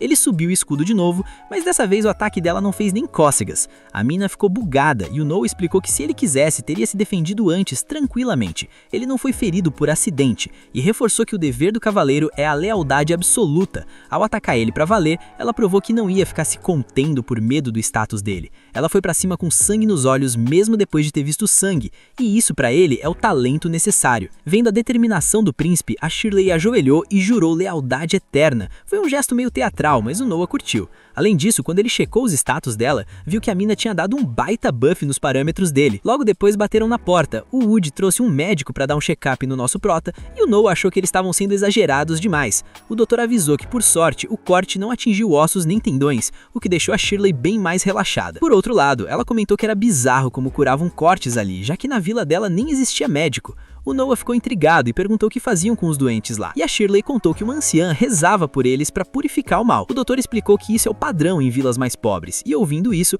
o Noah perguntou se para ser médico precisava começar como aprendiz. O cara confirmou, e então o Noah deu a primeira missão para Shirley. Ela teria que buscar as crianças mais esforçadas da vila dela para que o Wood as treinasse como aprendizes. E como ele é o príncipe, não teve nem como o doutor recusar. O Noah ainda avisou que ia pagar todos os gastos, porque queria formar médicos para cuidar da galera da vila. A Shirley ficou tão grata que só faltou beijar o chão, mas o Noah lembrou que agora ela é uma cavaleira e cavaleiros não fazem essa reverência. Ele já sacou que vai ter que ensinar etiqueta pra ela. Depois disso ele se despediu e na manhã seguinte vemos a Shirley já se preparando, toda orgulhosa por agora fazer parte da elite dos cavaleiros. Quando ela tava descendo, deu de cara com a Zoe, que perguntou se ela tinha dormido bem. A coitada admitiu que não conseguiu pregar o olho porque não estava acostumada com tanto luxo. Ela percebeu que até a casa dos servos do príncipe era nível mansão. Enquanto elas caminhavam, encontraram um grupinho de servas num papo super animado. A Zoe perguntou qual era a fofoca e descobriu que elas estavam lá, todas iludidas, fantasiando sobre quem seria a sortuda que ia casar com o senhorito Noah. A Shirley tenta meter aquele migué de que o Noah só tem 6 aninhos de idade, mas as servas já cortam o barato dela na hora. Elas explicam que no Império o sistema é bruto. Os outros príncipes casaram tudo bem antes de atingirem a maioridade, que é aos 15. Por causa disso, as fofoqueiras de plantão já estão num hype absurdo, fantasiando com as princesas e garotas mais bonitas de outros impérios que poderiam fechar esse chip. Lá em Armélia, por exemplo, o boato é que tem uma menina da família Anjo que seria a dupla perfeita para o nosso patrão. A Zoe acha isso uma falta de respeito sem tamanho, mas outra menina manda o papo reto. Isso só mostra o quanto o príncipe é popular, tipo um idol de K-pop medieval. O negócio tá tão louco que não para de abrir café na rua em frente à mansão, e o lugar vive lotado de mulheres esperando o Noah dar as caras, só pra ver se ele nota elas. Elas lembram que a Evelyn sempre fala que não existe príncipe mais gente boa que ele no mundo, então é óbvio que a popularidade dele ia estar no teto. Aí as meninas começam a aloprar a Zoe, porque ficaram sabendo que ela começou a treinar magia no off, e já sugerem que ela tem alguma intenção oculta com isso, querendo se destacar pro mestre. A coitada diz que só quer ser útil e servir bem o Noah, mas fica com tanta vergonha que sai fora na mesma hora, o que as outras acham a coisa mais adorável do mundo. Mais tarde, chega um representante dos cavaleiros com o relatório final do evento deste ano. O cara avisa que os novos recrutas são de um nível absurdo e que a Ordem dos Cavaleiros está super agradecida pelo Noah ter dado essa força. Mas o nosso prota é recíproco e manda que é isso, vocês que fizeram um trabalho pesado de gestão. Ele pede pra Shirley escoltar o convidado até a saída, e quando o cara já tá saindo, ela faz aquela reverência caprichada e agradece por ele ter vindo. O cavaleiro racha o bico e explica que não precisa dessa formalidade toda, porque agora eles são companheiros de armas, parças de guerra. Ele até comenta que o príncipe provavelmente mandou ela fazer isso, só pra ela aprender como as coisas funcionam na prática. Como o cara é veterano, ele deixa um conselho de ouro pra ela. Você nunca vai quebrar a cara se for sempre leal a esse príncipe. Ele bota a maior pilha pra ela se esforçar ao máximo, e a Shirley volta pro posto com sangue fervendo de motivação. Quando a noite cai, o Noah decide fazer uma festinha para comemorar o sucesso da seleção de cavaleiros. A Alec tá lá soltando o vozeirão, e como sempre, a voz dela soa incrível, enquanto nosso prota recebe os parabéns do Alan e da filha dele. A Shirley tá parecendo criança que se perdeu na Disney, olhando para cada canto da festa chocada, porque aquele mundo de luxo é totalmente novo para ela. O Noah já manda o Alan e a filha irem aproveitar o rolê e não perderem tempo ali puxando o saco dele. Mas antes de saírem, ele solta o código. Diz que ali só tem comerciante que tem esquema com a casa dele, então eles já sabem o que fazer para movimentar os negócios. O Alan saca a malandragem na hora e já entra em ação. Nesse momento, a Alec termina a performance e geral começa a aplaudir. O Noah fica todo orgulhoso vendo que a build de cantora dela tá evoluindo rápido. Mas aí a Zoe aparece com uma carta na mão. Ela tá com uma cara de preocupação, dizendo que nem sabia se devia entregar aquilo, mas que estava endereçada direto pro protagonista. O Noah já vai pro canto conferir o que é. As meninas ficam tensas porque não tem nada escrito no envelope e pedem pra ele ter cuidado porque podia ser uma armadilha ou qualquer coisa perigosa. O Noah tranquiliza elas, porque sabe que com o Leviatã ativado, nada passa despercebido. Quando ele começa a ler, o semblante dele muda e a preocupação bate forte. Parece que ainda tem uns rebeldes teimosos em Armélia tramando alguma doideira. Os caras não se renderam e o Noah não faz ideia do que eles planejam. Mas ele percebe que quem mandou a carta foi o mesmo soldado da última vez, aquele que avisou da rebelião, e o cara se infiltrou no meio dos inimigos para investigar. A Zoe lembra do cara, dizendo que ele parecia admirar muito o Noah, e o prota confirma. Elas ficam impressionadas que o soldado foi por conta própria fazer esse serviço de espionagem, mas o Noah avisa que isso é perigoso demais. Se passar por espião sem ter treinamento, é pedir para virar saudade se for descoberto. Sabendo que o Henry tá naquela área, o Noah manda um mensageiro urgente para tentar parar o cara o quanto antes. Ele faz a Zoe preparar tudo na pressa, mas na manhã seguinte chega outra carta que ele lê com um aperto no coração. O Noah fica mauzão porque do jeito que ele previu, o soldado foi pego e os caras começaram a torturar ele sem dó. Se ele tivesse confessado rápido, teria ido de base logo e parado de sofrer, mas o cara foi tão fiel ao Noah que não abriu o bico por nada, o que fez os rebeldes serem ainda mais brutais na tortura. A unidade do Henry conseguiu fazer o resgate, mas o soldado está inconsciente entre a vida e a morte, e o Noah se sente o culpado direto por isso. A Shirley fala para ele não pensar assim, que ele não tinha o que fazer, mas o Noah manda o papo reto. Se ele tivesse a informação antes, podia ter evitado essa tragédia. Ele lembra do que o pai ensinou, que informação é uma arma, e ele precisa começar a usar isso direito. Ele já manda a Zoe ligar para os contatos em Armélia e avisa que não quer economizar nada, quer os melhores médicos, os remédios mais caros e o que for preciso para não deixar o cara morrer. Por dentro, o Noah reflete que sacrificar uma vida leal por um dado qualquer não vale a pena nunca. A Shirley fica ali, só sacando como o coração do príncipe funciona. No dia seguinte, ela volta a ser a escolta pessoal dele e tá toda empolgada de novo porque tá vendo coisas que nunca imaginou na vida. Mas o Noah pede pra ela focar porque eles estão em horário de serviço. O plano do nosso herói é comprar um presente pro Henry, pra agradecer pela ajuda com a revolta e pela carta. Eles vão numa loja de antiguidades e o dono traz um monte de bugiganga rara e artefatos novos pro Noah avaliar. O Noah olha tudo, mas o olho dele brilha quando vê uma parada que está coberta por um pano. Ele pergunta o que é aquilo, e o comerciante já puxa o saco, dizendo que o príncipe tem um faro de mestre. Quando tiram a manta, aparece uma estátua de vidro de uma mulher que é a coisa mais linda do mundo. É uma peça única, feita por um artesão lendário chamado Lindsay, um negócio de outro nível. Essa parada de vidro aí é técnica perdida, nível relíquia de evento limitado. O comerciante manda o papo de que só existem 2 estátuas da deusa iguais a essa no mundo todo.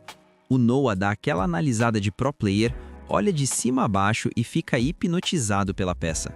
Ele decide levar na hora e pergunta se 10.000 pratas tá suave. O dono da loja quase cai pra trás de alegria, diz que com certeza, mas o Noah é tão brabo que entrega bem mais que os 10.000.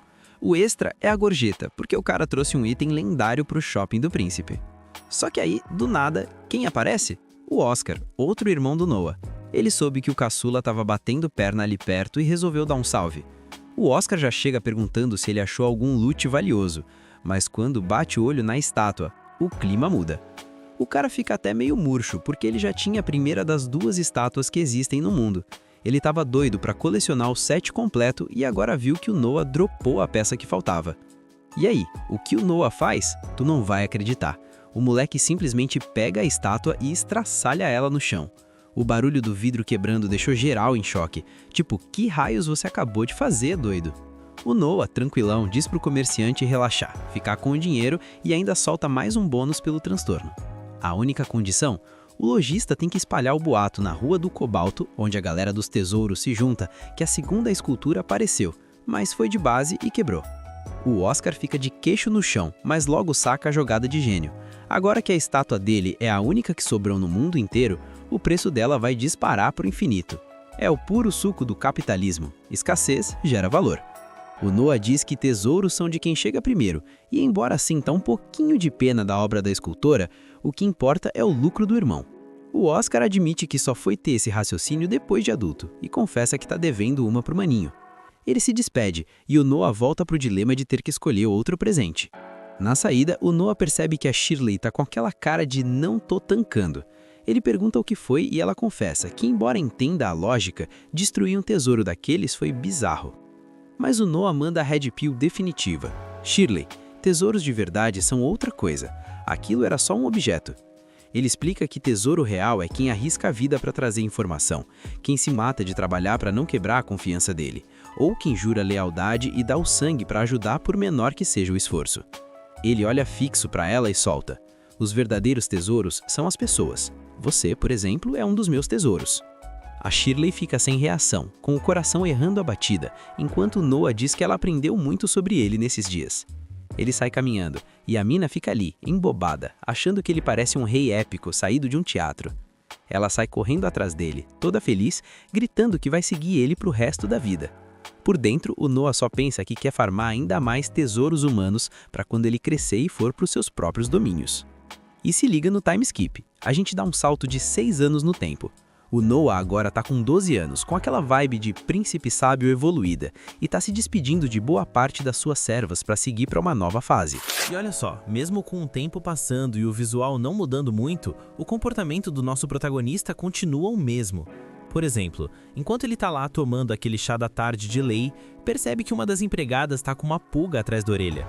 A novata se chama Gigi e conta pro Noah que já faz 3 dias que não param de chegar presentes de aniversário para ele. Ela acha isso uma loucura total, mas pro Noah é apenas uma terça-feira comum. A Zoe até comenta que no ano passado, a festa de entregas durou uma semana inteira. A novata quase cai dura. E o pior é que ela nem sabe da missa à metade. Não é só receber, tem que anotar cada detalhe de quem mandou o que consome um tempo absurdo. Mas como a Evelyn tá no comando dessa logística, tudo tá fluindo que é uma beleza. Deixando essa parte social de lado, a história nos confirma que o nosso príncipe sábio agora tá com 12 anos, e em reconhecimento aos seus feitos lendários, tipo domar o Leviatã, O imperador o designou para o Ministério de Assuntos Militares. Ou seja, o moleque está cuidando das forças imperiais, embora tenha alguém com uma patente maior que a dele no momento. E o nosso prota foi justamente visitar esse figurão, que por acaso é ninguém menos que o Henry. Obviamente, o Noah é super bem recebido pelo irmão, e a galera já o respeita num nível absurdo, chamando ele direto de príncipe sábio. Aparentemente, o Henry mandou chamar o Noah porque queria a opinião dele sobre uma treta específica. Ele mostra que o imperador decretou que um tal de Rey lidere um exército para acabar com uma rebelião na fronteira sul. Aquele lugar tá cheio de bárbaros que estão se aproveitando da diplomacia do império. Então, a ideia é mandar um exército para mostrar quem é que manda e impor a diferença de poder. E o tal Rey que vai liderar essa missão tá ali na frente do Noah.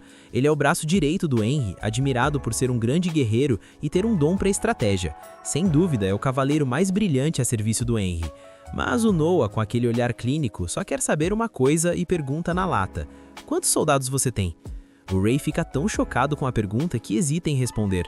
O clima fica tenso, porque na teoria ele só perguntou um número. Mesmo assim, o cara tá suando frio para responder. O Henry até questiona o Noah do porquê desse interesse nas cifras, mas como sabe que o irmãozinho é um gênio, vira pro Rey e pergunta: o que raios você tá escondendo? O sujeito não tanca a pressão e cai de joelhos na hora pedindo perdão. O Henry fica pistola, mas o Noah, mantendo a calma, tenta tranquilizar a situação. Ele explica pro Rey não ter medo, afinal, o dever de um general é aumentar o número de tropas mesmo. A intenção não é jogar a culpa nele. Normalmente não haveria problema, já que esses números inflados servem como método de intimidação. O Henry entende a lógica. Mesmo que seja mentira, mete mais medo dizer que tem 100 mil homens. Mas então, qual é o BO dessa vez? O nosso prota manda a real. Dessa vez é diferente. O imperador ordenou acabar com eles. Por isso ele perguntou o número real. Ele precisa da verdade nua e crua. Segundo Rey, são apenas uns 2 mil homens reais. O cenário não é bom, mas ele precisa garantir essa cifra. O Noah começa a assinar um papel e pede para o Rey levar ao ministro das Finanças. Ele vai solicitar fundos para mais 2 mil homens como gastos imprevistos, e essa grana vai direto para o Rey. O cara não entende nada, mas o Noah explica. Ele pode ficar com o dinheiro, mas em troca, o Noah não vai aceitar nenhuma derrota. O pobre Rey quase tem um treco, mas entende o recado. O Noah é tão bom na manipulação que o Henry acha que ele está tratando o general como se fosse um cachorrinho adestrado. Depois dessa aula de política, os príncipes saem do local e o Henry lembra que o irmão ainda não pisou num campo de batalha. O Noah confirma, e isso lembra que apesar de ter 12 anos, suas estatísticas físicas ainda estão no nível 1. Ele supõe que seja por causa das normas da família real. Acontece que muitos filhos da realeza morrem cedo. Oficialmente dizem que é doença, mas a realidade é mais cruel. Rola muito envenenamento nas disputas de poder internas. De qualquer forma, a vida de um herdeiro é sagrada. Sem ordem imperial, príncipe não vai para a guerra até crescer. O Henry diz que agora, com 12 anos, ele precisa de experiência para ganhar prestígio antes de assumir suas terras. O Noah diz que topa, mas só quando o imperador der o ok. O Henry concorda, até porque com aquela espada mágica, o moleque não vai passar sufoco. Noah, curioso, continua perguntando qual foi a primeira batalha do irmão, mas a conversa é cortada por uma garotinha correndo desembestada, parando bem na frente da carruagem e fazendo tudo frear bruscamente. Outras crianças vêm atrás, fugindo de uns vândalos que estão na cola deles. Os bandidos tratam as crianças como brinquedos, dizendo que correr é inútil, enquanto os pequenos só imploram por ajuda. E como sempre, os NPCs ao redor não fazem nada. O Noah desce e manda pararem. Os ignorantes mandam o anão não se meter. Mas o Noah, com a maior calma, pergunta se eles têm registro ou certificado para aquele negócio. Ele quer saber porque, segundo a lei, tráfico de pessoas sem registro é crime grave. Os vândalos ficam bravos e mandam o "toma aqui teu registro", tentando agredir o garoto. Mas o nosso prota, com uma delicadeza ímpar, invoca a espada e começa a derrubar um por um. A destreza é tanta que a galera em volta acha que ele é um mestre espadachim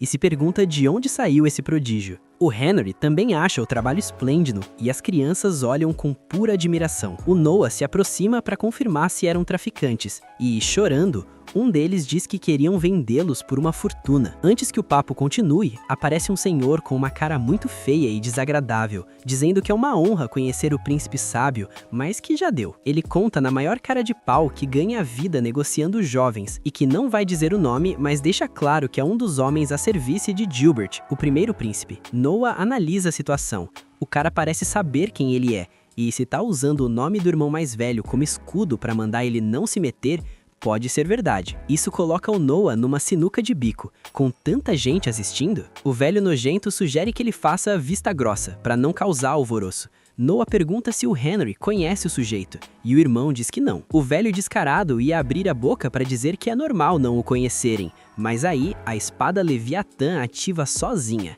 e o sujeito apaga na hora. Aproveitando a deixa, o nosso prota fala pro público: esses caras se passaram por subordinados do primeiro príncipe. Podem enganar quem quiserem, mas não a mim e ao meu irmão. A multidão entende que era o impostor e começa a se perguntar quem é o garoto. O burburinho rola e reconhecem ele como o príncipe sábio, o benfeitor da cantora Alei. Vendo que é realeza, a poeira baixa. Noah manda prenderem os homens e levarem para a mansão do primeiro príncipe, sob a acusação de manchar o nome dele em público. Enquanto isso, ele vai cuidar das crianças. Mais uma vez, o Henry acha que o Noah resolveu o problema de forma genial. O Noah fica aliviado que funcionou, porque se eles realmente trabalhassem para o Gilbert, não daria para eliminar assim fácil. Mas se ele não fizesse nada, confirmaria que o Gilbert está envolvido com tráfico de escravos. Tratando-os como impostores, ele joga a bomba no colo do Gilbert, que vai ter que se livrar deles. O Henry acha o irmão meio doido, mas muito inteligente. Depois disso, os dois vão comer um filé que parece estar uma delícia. Mas a paz dura pouco. O Dylan chega com uma mensagem do primeiro príncipe. O Henry pergunta o que rolou, e o Noah conta. Gilbert agradeceu por capturarem os impostores. Disse que os interrogou e que estavam usando o nome dele falsamente. A intenção era entregá-los à justiça, mas num momento de descuido, todos tiraram a própria vida. Henry e Noah sacam na hora. Noah fica bolado porque valoriza a vida e sabe que o irmão entende o recado. O Gilbert basicamente fez uma queima de arquivo. Noah fala sem rodeios. É óbvio que o Gilbert estava por trás da rede de tráfico de escravos. Henry concorda, lembrando que o irmão mais velho anda obcecado por comprar lojas e terras. Tudo parece banalidade, mas o Noah teoriza que é falta de opção. O Gilbert é primogênito, mas é filho de uma concubina, então nunca será imperador.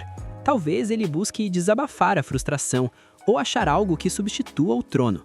Por isso os negócios escusos. O Henry, que já vive impressionado com o irmão caçula, acha incrível ele deduzir tudo isso. O Noah acha óbvio, mas agradece. Quanto às crianças, nosso prota garantiu que ninguém mais vai poder vendê-las. Agora são livres. Mas vendo a reação delas, Noah pergunta se tem para onde ir. A resposta é triste. Não. Um foi vendido para pagar a colheita, outro para pagar o enterro da mãe. Pais terríveis. Noah sabe que se devolvê-los, serão vendidos de novo, então ele diz pro Dylan que vai assumir a responsabilidade. Vai arrumar teto, trabalho e educação para quem quiser estudar. O Dylan diz que é o de sempre, vindo do Noah. Uma das meninas pergunta se ele vai comprá-los, e o Noah nega. Eles podem ir embora quando quiserem. A única coisa que ele não tolera é traição. As crianças nem entendem o conceito direito, mas o Dylan, aquele velhinho gente fina, diz para agradecerem e servirem de coração. Todos agradecem em uníssono. Vindo isso, a Shirley lembra que pro Noah gente é tesouro. Na manhã seguinte, Noah chama a Evelyn. Ela achou que era sobre os presentes de aniversário, mas o papo é sério. Ele entrega uns papéis importantíssimos, a nomeação dela. A partir de agora, ela vai governar uma pequena zona de Armelia. Com isso, ela vira funcionária de pleno direito. A Evelyn fica feliz, mas nem tanto. O governador é muita responsa e um salto na carreira, mas ela quer continuar servindo o senhorito dela, não quer se separar. Noah insiste, dizendo que observou o potencial dela por anos e que é um desperdício ela só servir chá. Se ela mandar bem como governadora, prova que o Noah tem bom olho para talentos. Evelyn se sente honrada e sai toda contente com a missão. A Shirley, que tá sempre na cola do prota, vê que ele é incrível. Ela ia comparar ele com o primeiro príncipe, mas o Noah a corta, dizendo que tem coisas que a gente não fala em voz alta. Ela pede desculpas, mas continua pensando, o Noah é brabo demais. Pouco tempo depois, o nosso prota se reúne com o pai, o imperador, que já tá sabendo que ele protegeu a honra do Gilbert. Noah diz que foi coincidência e só prendeu quem quebrou a lei, mas por dentro sabe que o irmão mais velho é astuto. Em vez de esconder, fez parecer que não tinha nada a temer. O imperador, testando o filho, pergunta qual a punição para tráfico ilegal. Noah recita o Código Penal. O líder perde o braço dominante e os outros vão para o serviço militar obrigatório. O imperador confirma com o ministro e fica todo orgulhoso do garoto. Ele pergunta como foi o confronto, sabendo que os bandidos tentaram reagir.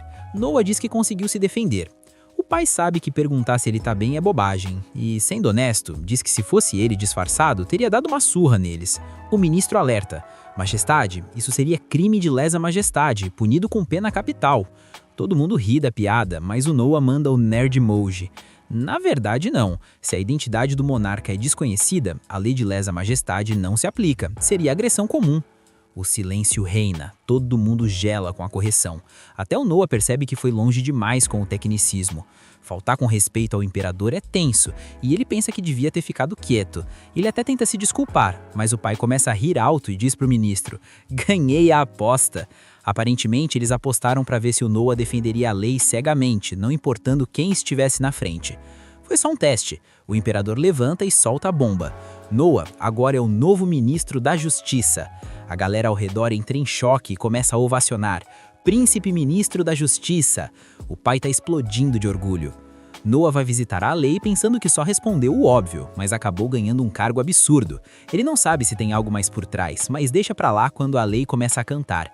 A voz dela tá incrível. Enquanto isso, vemos os bastidores. A Evelyn se despedindo da Zoe, Shirley treinando, as crianças comendo bem e o Gilbert, bom, o Gilbert está espumando de raiva com novos planos malignos. Por fim, o imperador recebe uma confirmação que o deixa triste. Ele pede pro ministro cuidar disso. Mais tarde, a gente vê o nosso prota finalmente chegando para bater ponto. O local é o Ministério da Justiça, e é logo de cara que ele conhece o Vini, ou o Vini para os íntimos, o vice-ministro. O cara tá só um degrau abaixo do nosso protagonista no organograma, mas como o Noah é muito jovem, o Vini não bota muita fé que o moleque tem talento. Por isso, ele já pede pro Noah fazer um resumão do que veio fazer ali. O Vini explica que o trabalho envolve duas buchas principais: coordenar todos os tribunais do Império e processar os crimes que rolam na capital.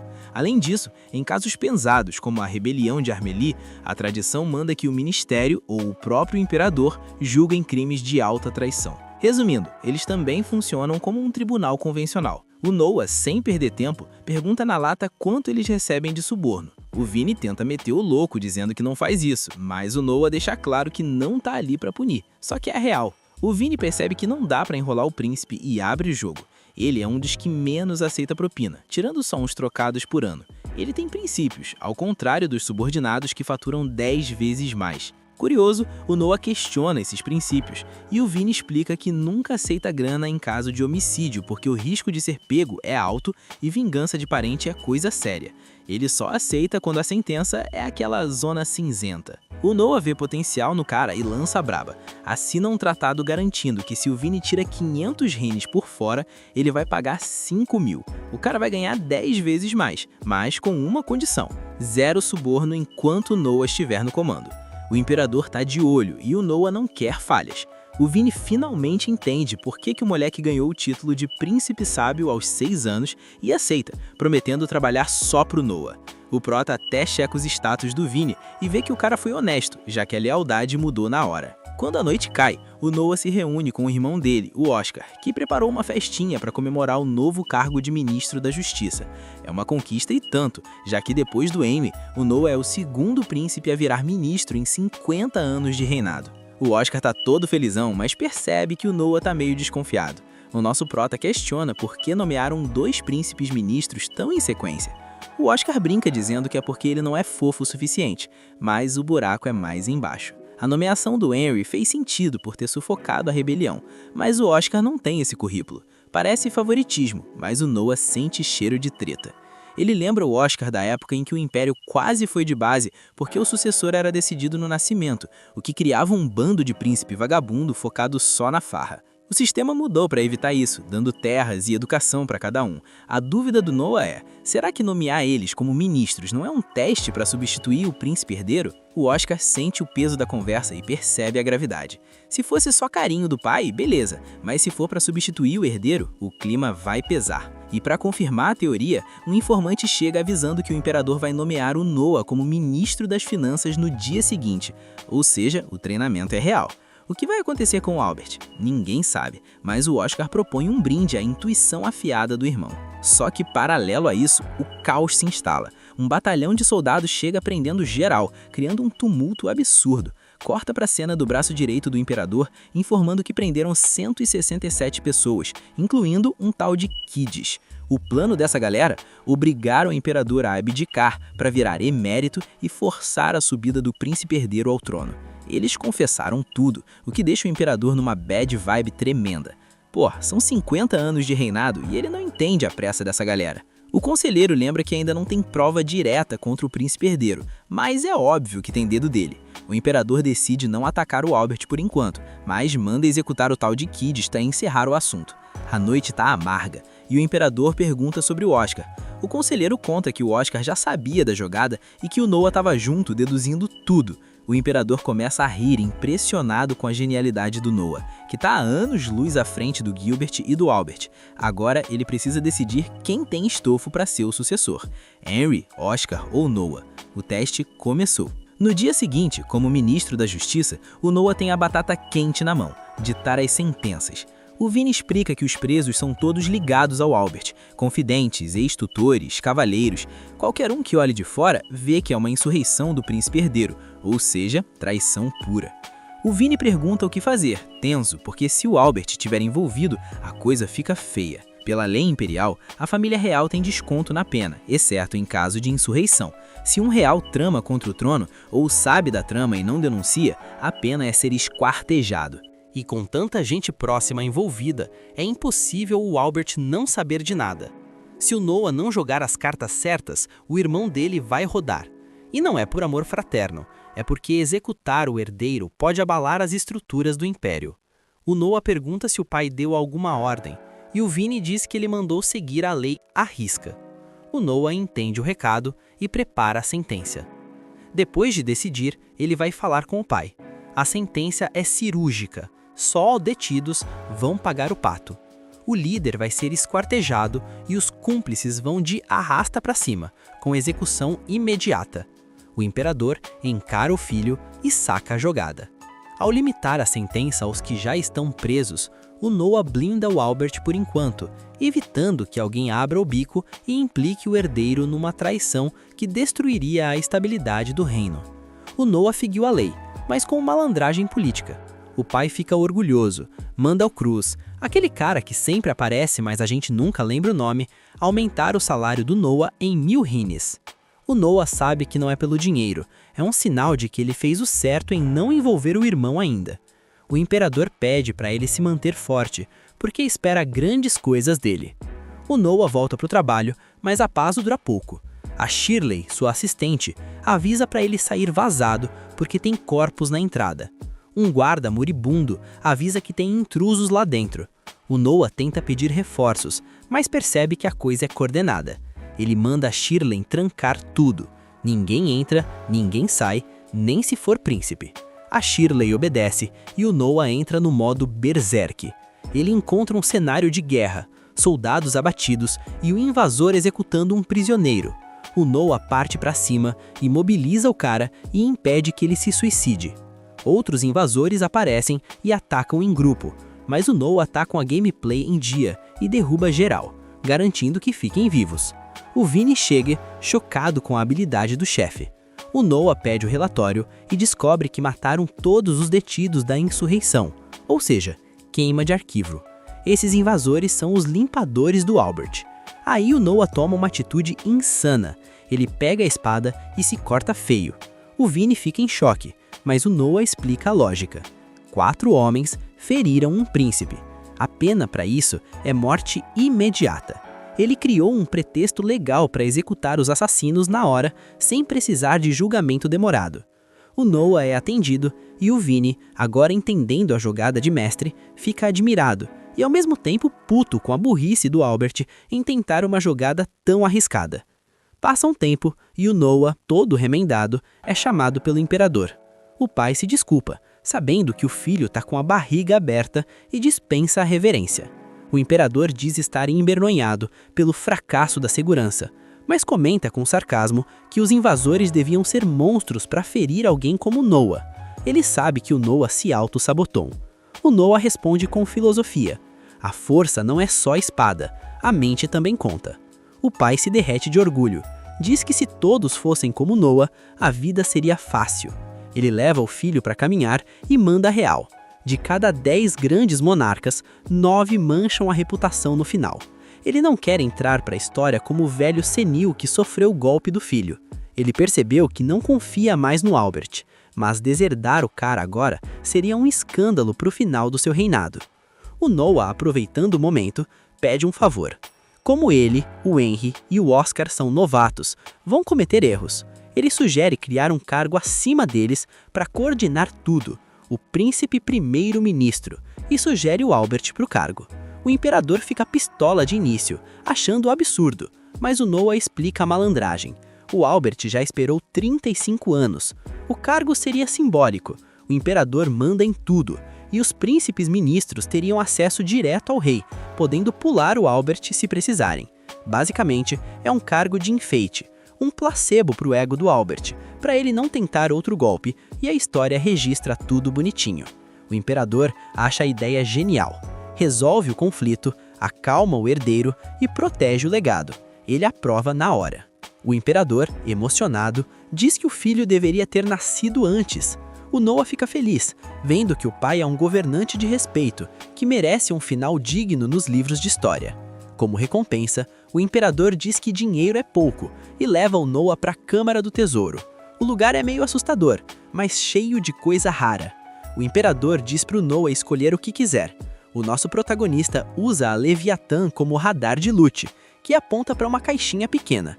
O problema é que assim que ele abre a caixa, ele é engolido por chamas. O nosso querido Noah não estava apenas treinando, ele estava travando uma batalha mental e espiritual dentro da própria consciência. Sabe aquele momento em que você sente que tem algo a mais dentro de você? Pois é, o Noah se deparou com um novo espírito e o bicho era folgado. Não era um fantasminha qualquer, era uma entidade com consciência própria, muita marra e uma vontade absurda de dominar o corpo do nosso protagonista. O cara tentou crescer para cima do Noah, mas ele esqueceu de um detalhe: o Noah não é qualquer um. Ele olhou para o espírito, que exalava uma aura de fogo absurda, e percebeu na hora que ele era um irmão de alma do Leviatã. Tinha a mesma pegada de poder antigo. Só que o Noah, com aquela calma de quem sabe que é o dono do servidor, mandou a real. Parceiro, você tá na minha casa, sob as minhas regras. Se você quer mandar, escolheu o hospedeiro errado. O Noah sacou a espada mental e, numa cena que parecia saída direto de um anime de elite, capturou o espírito como se estivesse jogando uma pokebola mística, sem chance pro azar. O fogo que estava consumindo o corpo dele baixou na hora, e um novo anel, brilhando com um tom avermelhado sinistro, apareceu no dedo dele. A ficha caiu. Agora ele tinha o atributo fogo liberado nas estatísticas. É o famoso upgrade que todo mundo quer, mas poucos aguentam o calor. O rei, que estava ali perto, só observando o filho entrar em combustão espontânea, chegou correndo para ver se o Noah ainda tinha sobrancelhas. Quando ele viu que o moleque não só estava inteiro, como tinha domado a arma em segundos, ele quase não acreditou. O Cru, que estava ali no suporte, ficou em choque com a rapidez. Mas o rei, que já conhece a peça, mandou aquela. É o Noah, né? Eu não esperava nada menos que a perfeição. O Noah, com aquele sorrisinho de lado, explicou que o nome da criança era Rutila. Ele sentiu que o poder daquele ser era considerável e que precisava de um teste de verdade. Sabe como é jovem, né? Ganhou brinquedo novo, quer logo ver se funciona. O pai dele, que não é bobo nem nada, sugeriu que eles fossem para um campo aberto, um terreno onde o Noah pudesse causar um estrago sem derrubar o castelo inteiro. Chegando lá, o Noah fez algo que deixou todo mundo com o coração na boca. Ele invocou o poder da Rutila, mas em vez de disparar uma bola de fogo numa árvore, ele usou o poder para golpear a si mesmo. Sim, o cara é doido. O pai dele deu um grito, mas o Noah, na maior tranquilidade, explicou o plano. Ele estava usando o Leviatã como um escudo interno, um tipo de cooler místico para conter o calor da Rutila. Ele percebeu que o Leviatã ainda era um pouco mais forte, mas que a Rutila chegava perto. Foi uma aula de gerenciamento de energia. O rei ficou tão impressionado com a habilidade técnica e a coragem do filho que oficializou a posse da arma. O Noah agora era o mestre das chamas e das águas. Mas como nem tudo é pancadaria e upgrade, a história vira a chave para o lado político, e é aqui que o bicho pega. No vasto império de Myris, ser o imperador não é só usar coroa e dar ordem. O cara trabalha mais que estagiário em dia de entrega. Ele dita a lei, cuida da grana, faz diplomacia, resolve briga de vizinho e ainda tem que cuidar das fofocas da família imperial. E foi nessa que o Noah entrou numa conversa séria. O irmão mais novo do imperador, o tal Bray Mararat, trouxe um problemão. O filho dele, sobrinho do rei, se passou na bebida e acabou tirando a vida de um homem numa briga. O cara era um baderneira de primeira, e o crime foi pesado. O pai, sentindo aquela culpa de quem não educou direito, ofereceu uma multa voluntária de 30 mil rines. O imperador, vendo as arcas vazias, ficou tentado. Ele perguntou para o Noah: "E aí, meu filho sábio, o que a gente faz? O cara quer pagar para se sentir melhor, e a gente tá precisando de grana para segurar rebelião e catástrofe." O Noah respirou fundo e deu uma aula de direito que deixaria qualquer juiz no chinelo. Ele mandou o papo reto: "Pai, escuta aqui. Se a gente aceita esse dinheiro, a gente está dizendo para o mundo que a lei tem preço. Um pai não pode pagar pelos crimes do filho e a justiça não pode ser vendida. Se a gente criar esse precedente, o povo vai achar que quem tem dinheiro pode fazer o que quiser e depois é só assinar um cheque. Isso destrói o império por dentro." O imperador tentou argumentar que o dinheiro era necessário, mas o Noah foi firme. A falta de fundo é um problema sério, mas a gente tem que resolver de forma legítima. Não dá para vender a moral do trono por 30 mil rines. O imperador ficou em silêncio por um tempo, processando a sabedoria do moleque. Ele percebeu que o Noah tinha razão. Em vez de ficar bravo, ele foi orgulhoso. Ele pegou um papel, assinou com toda a pompa e anunciou: "Noah, pela sua sabedoria, eu te nomeio oficialmente meu conselheiro em chefe." Era um cargo honorífico, mas com um peso gigante. E o Noah, que já estava com a mente de tubarão ligada, já lançou a contraproposta na hora. Já que a gente precisa de dinheiro, vamos vender status. Não, perdão. Vamos criar títulos de cavaleiro honorário. Quem doar 1000 rines para o Império ganha o título. Não dá poder nenhum, não dá terra, não dá nada. Só o prestígio de ser reconhecido pelo Imperador. O ser humano é vaidoso, pai. Quando o cara tem dinheiro sobrando, ele quer honra. Vamos dar a honra que eles querem e pegar o dinheiro que a gente precisa. O imperador quase caiu da cadeira. Era uma ideia brilhante. Ele mandou chamar o secretário na hora para organizar o feirão de títulos. Depois dessa aula de economia, o Noah deu aquela desculpa de que tinha trabalho no ministério só para sair de fininho. Ele não queria se meter na treta do irmão, porque sabia que cada um tem seu tempo e seu espaço. O pai dele só olhava de longe, admirando como o filho era maduro para a idade. Saindo do castelo, o Noah viu uma multidão em volta do buraco que ele tinha feito com o Leviatã antes. O Cis, um dos servos, contou que o pessoal estava tão curioso que tinha gente caindo lá dentro tentando investigar o poder do príncipe. O Noah deu risada e deu um trocado para o Cis cuidar dos feridos, mas avisou: "Não vai gastar tudo em bala, hein?" Em casa, o Noah resolveu que era hora de mais experimentos. Ele queria ver o pau quebrar entre a Rutila e o Leviatã para aprender as técnicas de luta deles. Ele invocou os dois e ficou ali, de camarote, assistindo a luta épica. A nova serva dele quase teve um treco vendo aquela magia toda, mas o Noah acalmou a menina. Ele percebeu que a Rutila era competitiva demais e odiava perder. Esse treino deu resultado. Ele subiu do nível 2 para o 3, mas notou que estava ficando mais difícil evoluir lutando sempre contra os mesmos oponentes. Ele pensou: "Preciso de mais ferramentas mágicas. Quero montar um exército de espíritos e fazer todos brigarem entre si enquanto eu fico aqui só ganhando XP." O cara é um estrategista nato, não tem como. Nesse momento, o Henry apareceu com uma caixa. Era o aviso da primeira batalha real do Noah no Ninho de Monstros, um lugar gerido pelo Ministério onde os príncipes provam seu valor. O Henry explicou que o número dentro da caixa diria quantos soldados o Noah poderia levar. O Noah abriu a caixa e o papel dizia apenas 1. O Henry quase teve um infarto. Ir sozinho para um ninho de monstros era suicídio ou um sinal de poder absurdo. O Noah, na maior inocência, perguntou: "Ué, só eu, tá bom?" A batalha acabou sendo adiada porque o imperador queria fazer um evento de gala para mostrar o poder do Noah para o império todo. Enquanto isso, o Noah foi dar uma volta na cidade e acabou se metendo numa confusão de rua. Um tal de Darren, que trabalhava para o príncipe Gilbert, estava sendo o maior babaca com um lojista, tentando roubar uma reserva de mercadoria na base do "você sabe com quem tá falando?" O Noah chegou chegando e mandou o cara parar. O Darren, cheio de si, disse que ninguém podia julgar ele porque ele era do ministério do príncipe Gilbert e só respondia por traição. O Noah não tancou. Ele deu uma aula de hierarquia pro cara. "Você é uma extensão do meu irmão e eu sou um príncipe. Se você não me respeita, você tá desonrando ele." O Darren continuou folgado e o Noah não teve dúvida. Mandou a Shirley dar uma lição no cara. E a Shirley não brinca em serviço. O castigo foi tão pesado que o Darren acabou indo de base ali mesmo, no meio da rua. O Noah sabia que isso ia dar conversa, então ele fez a jogada política perfeita.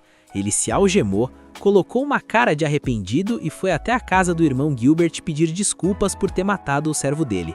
O Gilbert, que é outro cobra criada, percebeu que o Noah estava sendo estratégico. Ele fingiu que nem lembrava quem era o Darren e disse: "Ei, Noah, relaxa, esse cara era um lixo mesmo, eu já ia demitir, você me fez um favor limpando meu nome." Os dois trocaram elogios falsos, o Gilbert soltou as algemas do Noah e tudo ficou resolvido. O Noah explicou depois para Shirley: "Se eu não fizesse esse teatro, o Gilbert ia guardar rancor. Agora, como ele aceitou minhas desculpas em público, ele não pode mais tocar no assunto. É assim que a banda toca na nobreza." No dia seguinte, um cara chamado Don Oates apareceu na porta do Noah, impressionado com a justiça que ele fez na rua, e pediu para ser seu servo. O Noah aceitou, mas como ele é o mestre da desconfiança, já mandou o Dylan investigar a vida do cara até a 5ª geração.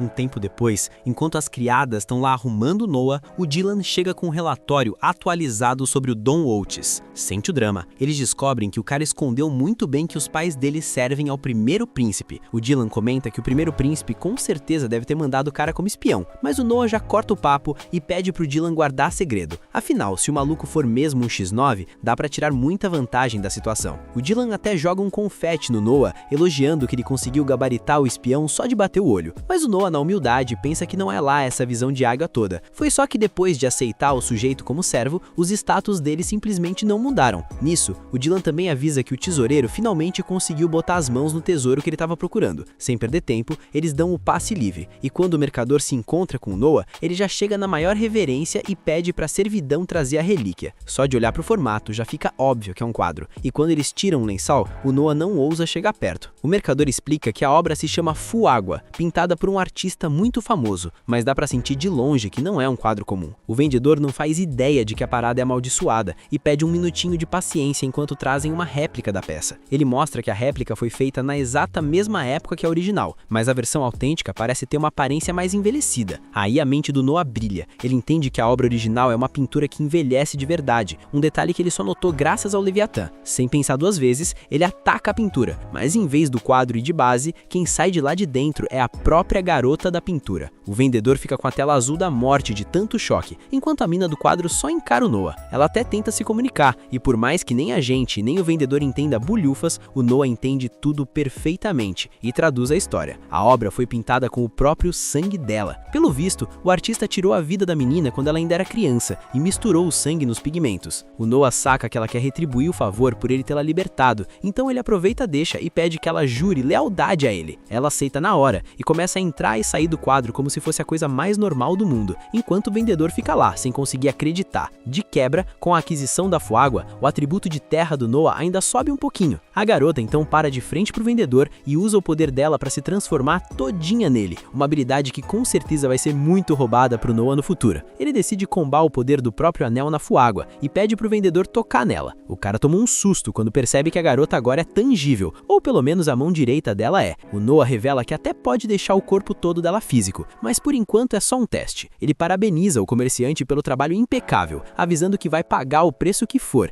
e ainda deixa o pedido de que ele consiga mais tesouros bizarros assim. Um tempinho depois, o Byron vai se encontrar com o Noah e aparece carregando um loot absurdo de mercadorias. O Noah já questiona o que é tudo aquilo, e o Byron responde que como a Ada caiu nas graças de sua majestade e foi nomeada consorte plebeia, ele trouxe aqueles presentinhos como um muito obrigado. O Noah lembra muito bem que a Ada é aquela mesma mulher que o Byron mandou pro palácio como criada uns 6 anos atrás, seguindo o próprio conselho do Noah pro imperador escolher ela. Ele comenta que o Byron tá sendo generoso até demais com os presentes, já que aquela pilha toda devia valer uns 30 mil rines. O cara se surpreende por ele ter cravado o valor exato, mas logo diz que não esperava menos dele. O Noah então explica que a Ada pode ter começado como consorte plebeia, mas com o tempo dá pra upar e virar consorte oficial. E olha como a hierarquia lá dentro funciona. Lá embaixo ficam as consortes plebeias e as secundárias, acima delas as oficiais. No topo da cadeia alimentar, como esposa principal, fica a imperatriz, e elas sobem de rank dependendo dos favores que ganham do imperador ou dos status dos filhos. A mãe do Noah, por exemplo, virou oficial quando ele ganhou o título de sábio. E como só pode ter uma imperatriz no servidor, ser consorte oficial é o level máximo que a maioria consegue. O Byron solta que agora é só rezar pra Ada receber ainda mais atenção do imperador, mas o Noah já dá um choque de realidade. A partir de agora, o que manda é política. Chamar a atenção do imperador é um atalho, mas o verdadeiro campo de batalha rola entre as próprias consortes. Ele lança a braba. Imagina o que rolaria se trocassem o perfume da Eida por um que o imperador odeia. Ele deixa bem claro que o harém imperial é um ninho de cobras, 1000 vezes pior que o mundo dos homens. Então, o Noah aconselha o Byron a começar a mandar fundos para Eida, porque agora que ele sabe que a guerra lá dentro é pura política, ele precisa jogar o jogo. O Byron agradece o toque e, já meio tenso, sai correndo para agilizar as coisas. Assim que ele vaza, o Noah chama a Soy e pede um favorzinho, levar uma carta e 10.000 rines para a mãe dele. A Soy topa, mas comenta que como é uma treta relacionada ao palácio, não seria melhor mandar o Dylan? O Noah explica que homens não podem pisar no harém. É por isso, inclusive, que ele só pode ver a mãe uma vez ao ano, porque na família imperial, os príncipes são separados das mães logo que nascem. Ele também pede para Soy entregar uma mensagem avisando que ele tá planejando proteger a Eida. A Soy entende a cal na hora. O Noah quer botar a mãe dele direto no meio do jogo político, porque é assim que a banda toca na família imperial. Lá dentro, status e interesse valem muito mais que afeto. Se a Eida subir de status, ela vira uma aliada fortíssima para a mãe do Noah. A Soy acata as ordens, mesmo sentindo que aquele mundo é um mundo aterrorizante. Quando ela já tá quase de saída, o Noah ainda pergunta como tá a mãe dela, e com um sorriso, ela conta que as duas estão super bem, tudo graças a tudo que ele tem feito por elas.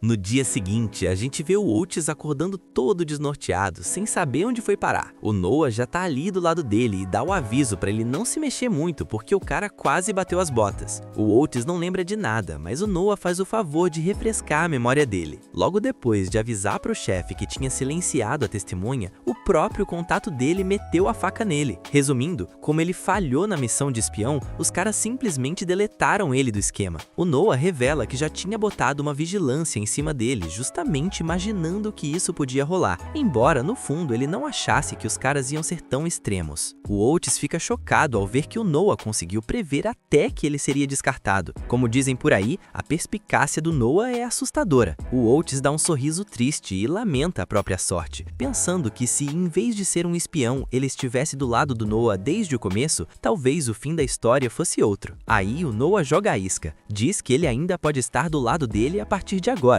porque sente que se o destino fosse um pouquinho diferente, o Oates com certeza seria um dos homens dele. Ele manda a real de que ainda dá tempo de mudar o rumo da gameplay. O Oates, sem acreditar, pergunta se é sério mesmo. O Noah confirma, mas já deixa aquele aviso que dá calafrio. Quando o assunto é traição, ele é ainda mais implacável. Então, se o Oates for jurar lealdade, tem que saber que só a morte vai liberar ele do serviço. Mas em troca desse juramento, o Noah promete que nunca vai virar as costas para ele. O Oates desaba no choro e, cheio de gratidão, implora pro Noah aceitar ele como subordinado. Nisso, o Noah repara que o parâmetro de vento do Oates subiu, o que significa que o juramento é pra valer. Ele avisa que o primeiro passo é o cara focar na recuperação. Enquanto isso, o Noah vai fabricar uma identidade nova em folha, fazer uma família nobre falida adotar ele e ainda arranjar um cargo de funcionário público lá em Armélia para ele passar totalmente despercebido. O Oates agradece infinitamente e, de repente, lembra de um detalhe crucial. Para tentar pagar a dívida impagável que acabou de contrair, ele solta a bomba. O antigo mestre dele, o príncipe Gilbert, mandou um presentinho pro imperador. O texto não diz logo de cara o que é, mas a gente vê que o Noah fica em choque absoluto com a informação. Corta direto pro Palácio Imperial. O Noah tá lá, reunido com o pai, e pede na lata pro imperador parar de beber aquele álcool de Phoenix imediatamente. O imperador lembra que esse foi justamente o álcool que o Gilbert começou a mandar para ele naquele ano, produzido nas próprias terras do príncipe. Sem entender nada, ele pergunta o motivo pro filho. O Noah explica a mecânica do veneno. Se consumido sozinho, é um álcool super de boa, que até dá um buff e fortalece o corpo. O problema é que se ele for misturado com uma substância específica, vira um veneno letal. O pai pergunta que substância é essa, e o Noah revela o nome, Garra de Dragão. O imperador gela na hora e comenta que essa é exatamente a bebida que ele e o príncipe herdeiro costumam tomar na cerimônia anual em homenagem aos antepassados. Sente o drama da emboscada. O imperador explica que o fato deles estarem bebendo esse álcool o ano inteiro prova para todo mundo que a bebida em si não está envenenada. Por causa disso, ninguém jamais ia suspeitar que a mistura com a garra de dragão resultaria numa combinação mortal, e mesmo que alguém descobrisse, a desculpa estava pronta, ia parecer apenas um trágico acidente. O imperador entende que era o álibi perfeito para um assassinato. Ele pergunta se o filho tem certeza do que está insinuando. O Noah não pisca e revela que testou a mistura num condenado à morte, prometendo a liberdade pro cara se ele sobreviver. Só que o efeito foi fulminante. O imperador junta as peças e percebe que se não fosse pelo save do Noah, tanto ele quanto o príncipe herdeiro teriam ido pro além na cerimônia. Sem perder tempo, ele manda o Cruz chamar o Henry e dá a ordem para as tropas cercarem e vasculharem cada milímetro da mansão do primeiro príncipe. Depois, ele pede pro Noah se retirar por hoje, avisando que mais tarde vai mandar a recompensa por ter salvado a vida dele. O Noah sai de cena e naquela mesma noite, o exército invade a mansão do primeiro príncipe com os 2 pés na porta. Graças à confissão do Bordon,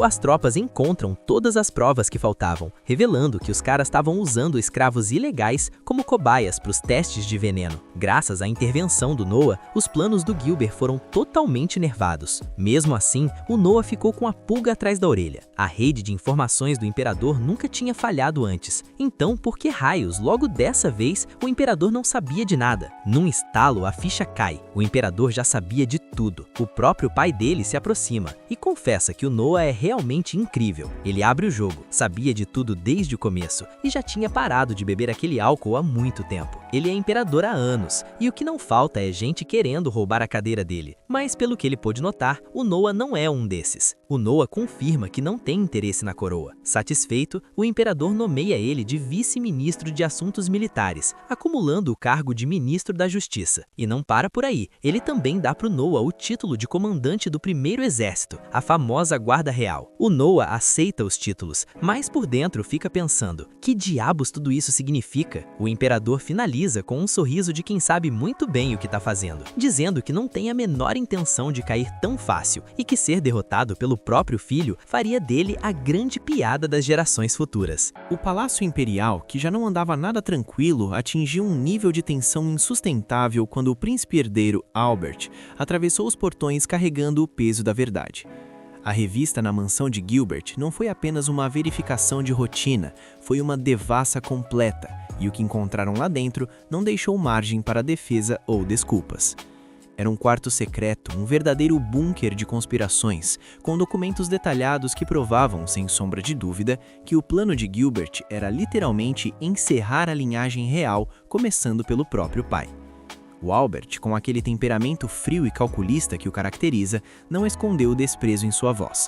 Para ele, o irmão não passava de um traidor patético, um cachorro acuado que tentou morder a mãe de quem o alimentou. E a única solução lógica diante de tamanha afronta à coroa era a decapitação sumária. O imperador, entretanto, viu a situação com o peso de um pai que, apesar de tudo, ainda enxerga o filho por trás da loucura, ponderando se a tentativa, ainda que falha e vil, merecia a misericórdia ou a punição máxima da lei imperial. O Noah, assistindo a tudo como uma esfinge, observava o desenrolar desse embate entre a justiça e o afeto, notando como Albert estava disposto a carregar o fardo de ser o executor do próprio sangue em nome da estabilidade do império. O imperador, compreendendo a firmeza e a frieza necessária do herdeiro, delegou a Albert a execução da sentença, e o Noah apenas observava o fim trágico e inevitável de alguém que, por pura ganância e falta de visão, tentou alcançar um trono que nunca, em hipótese alguma, seria dele. Quando o silêncio finalmente tomou conta da sala após a saída de Albert, restando apenas o imperador e o Noah, o clima mudou drasticamente.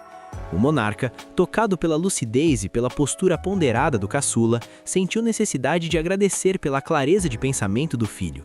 Foi ali que o Noah brilhou de verdade. O pai chegou a considerar dar as terras confiscadas de Gilbert para ele como recompensa, um presente que qualquer outro príncipe aceitaria sem pensar 2 vezes. Mas Noah, jogando um xadrez político que a maioria nem consegue acompanhar, recusou na hora. Ele explicou com uma maturidade assustadora para a pouca idade que aceitar aquele espólio seria o mesmo que abrir a caixa de Pandora, incentivando os outros príncipes a se delatarem e se sabotarem constantemente por puro interesse. O pai, embora tenha dado aquela bronca clássica mandando ele calar o bico por ter dado uma lição de moral no próprio imperador, ficou claramente satisfeito com o nível de discernimento do filho. Como não houve recompensa em terras, o assunto migrou para um campo ainda mais estratégico. o futuro do Noah e o seu próprio feudo, o que exigia, por convenção da realeza, que ele encontrasse uma esposa principal. O Noah, mesmo tendo apenas 12 anos, encarou a proposta com uma naturalidade espantosa, consciente de que no jogo dos tronos, o casamento não é sobre amor, é sobre alianças, status e poder. Quando o imperador sugeriu a neta do príncipe do raio, o lendário Indra Ararat, o Noah aceitou sem nem pestanejar, mostrando uma compostura que deixou os conselheiros presentes boquiabertos. Afinal, ele não perguntou quem era, não questionou a beleza ou a personalidade da moça. Ele entendeu a importância política do nome Ararat e honrou a decisão. Para ele, aquele era um movimento necessário, uma peça fundamental no tabuleiro que ele começava a montar. Enquanto a elite jogava esse jogo de alta complexidade nos salões dourados, Noah resolveu descer ao nível das ruas para colocar a casa em ordem. O Dom, que estava à beira de um colapso nervoso esperando pela execução por ter traído o antigo mestre Gilbert, teve a vida mudada por uma única decisão do Noah. Ele não apenas perdoou o antigo informante, como aumentou a recompensa pela delação, transformando um traidor em um homem leal e grato por ter recebido uma segunda chance. Foi com esse espírito de justiça sábia que o Noah saiu para um passeio com a Gig, e o destino, ou talvez o faro para problemas, levou os dois a trombarem com um circo de horrores no meio da capital. Havia uma moça sendo desafiada em um ringue improvisado, uma cena que atraía uma multidão curiosa e ávida por sangue. Mas o Noah, com sua percepção aguçada, notou de imediato que a luta era uma fraude. O sujeito que a enfrentava, um tal de Chat, apelava para um comparsa escondido com uma zarabatana paralisante, um golpe baixo que, aos olhos do Noah, era uma ofensa à própria honra dos combatentes. Ele não apenas expôs a trapaça na frente de todo mundo, como humilhou os responsáveis, descobrindo ainda que a moça, uma guerreira nata, tinha sido impedida de se tornar cavaleira por um de seus outros irmãos, o 10º príncipe, que usava seu poder para extorquir favores. O Noah agiu como o herói que a capital precisava, garantindo recursos para a moça e dando uma aula de moral e força que deixou até os subordinados do 10º príncipe tremendo nas bases quando perceberam que estavam diante do 13º príncipe, o príncipe sábio.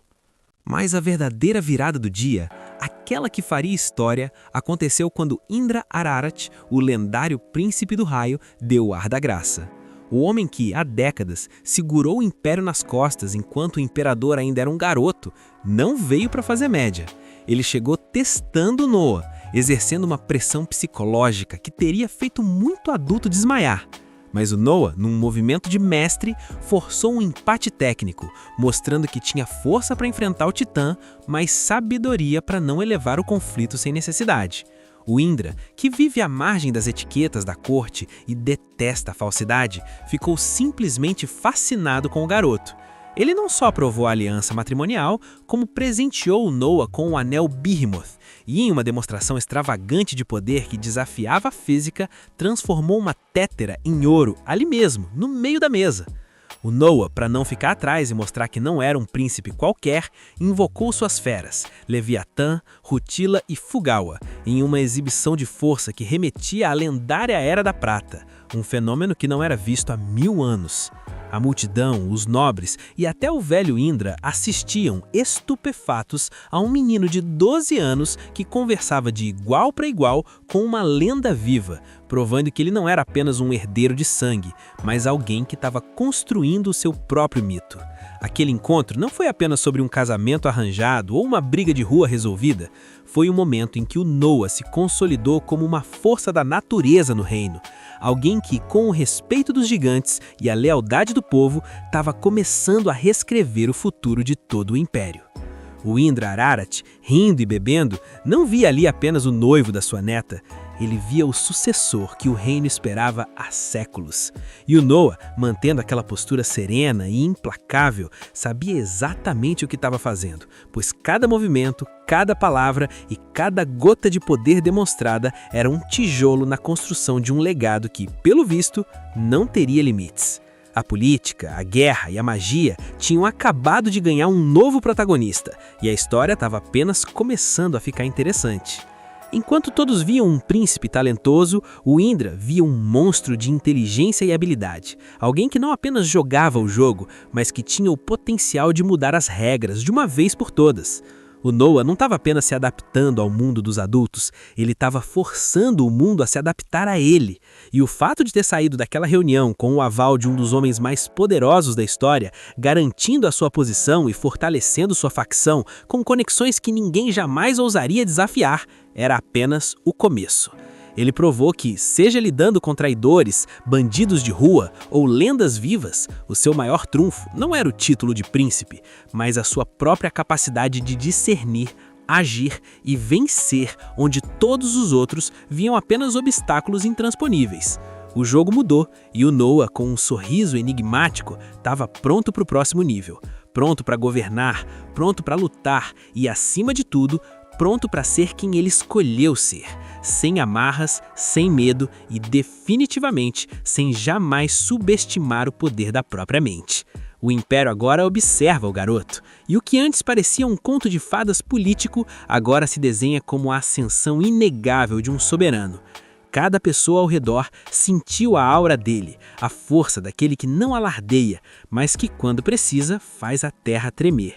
E o Indra, aquele velho raposa, sabia. O futuro daquele trono agora tinha um nome, e era Noah Ararat. O clima pesou de um jeito que nem o sol do meio-dia resolve. Do nada, o próprio Leviatã resolve dar as caras e manda a real. Faz 1000 anos que os 4 grandes não se reuniam. Ele começa a falar de uma tal Era de Prata, de um cara nível 255 que era o brabo da época e solta um spoiler de que todo mundo vai se juntar logo para recuperar o poder verdadeiro. Segundo o Leviatã, vai ser o maior evento desde que o mundo é mundo. O Noah abre os olhos e fica ali, processando o impacto da notícia, mas ele não é o único chocado. A fofoca correu solta porque o povo da vila também ouviu tudo. Agora, a galera tá olhando pro Noah como se ele fosse o escolhido, o protegido do céu. O Indra, que não é bobo nem nada e também ouviu a conversa, já manda logo um "isso merece um churrasco, uma festa, qualquer coisa". Só que o Noah, antes da bagunça começar, pede pro Gigi distribuir 10 rines para cada pessoa ali. O pessoal recebe a grana com aquele sorriso no rosto, afinal, o dinheiro grátis não cai do céu todo dia. O Noah faz isso porque, no mundo da nobreza, compartilhar a alegria é o que separa os homens dos meninos. No meio da comemoração, aquela menina de antes chega pro Noah e manda uma inesperada. Ela vai recusar a ajuda dele. Por quê? Porque agora ela decidiu que quer ser a cavaleira dele. Ela quer ficar forte por conta própria para ser digna de andar ao lado do patrão. Mas o Noah, que não passa pano para ninguém, dá um balde de água fria. Diz que se ele aceitasse ser ajudado e fingisse demência, seria feio, mas ela recusar ajuda por orgulho faz dela uma cavaleira de segunda.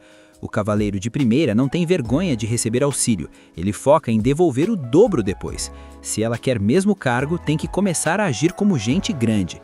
A menina entendeu o recado na hora e saiu dali com sangue nos olhos para treinar. O Indra fica de cara com o talento do Noah para lapidar diamantes brutos do nada. E quem aparece para confirmar que o filho é um fenômeno? O imperador em pessoa. A galera se ajoelha na hora, ninguém esperava o Big Boss ali. Ele troca uma ideia com o tio Indra, diz para ele relaxar com a formalidade fora do palácio e pede para ele ficar ali do lado. Aí o Noah resolve testar o ambiente. Ele invoca a Rutila e o Leviatã só para dar aquele sustinho básico na multidão. Não é por maldade, é para ver se tem alguém ali com segundas intenções.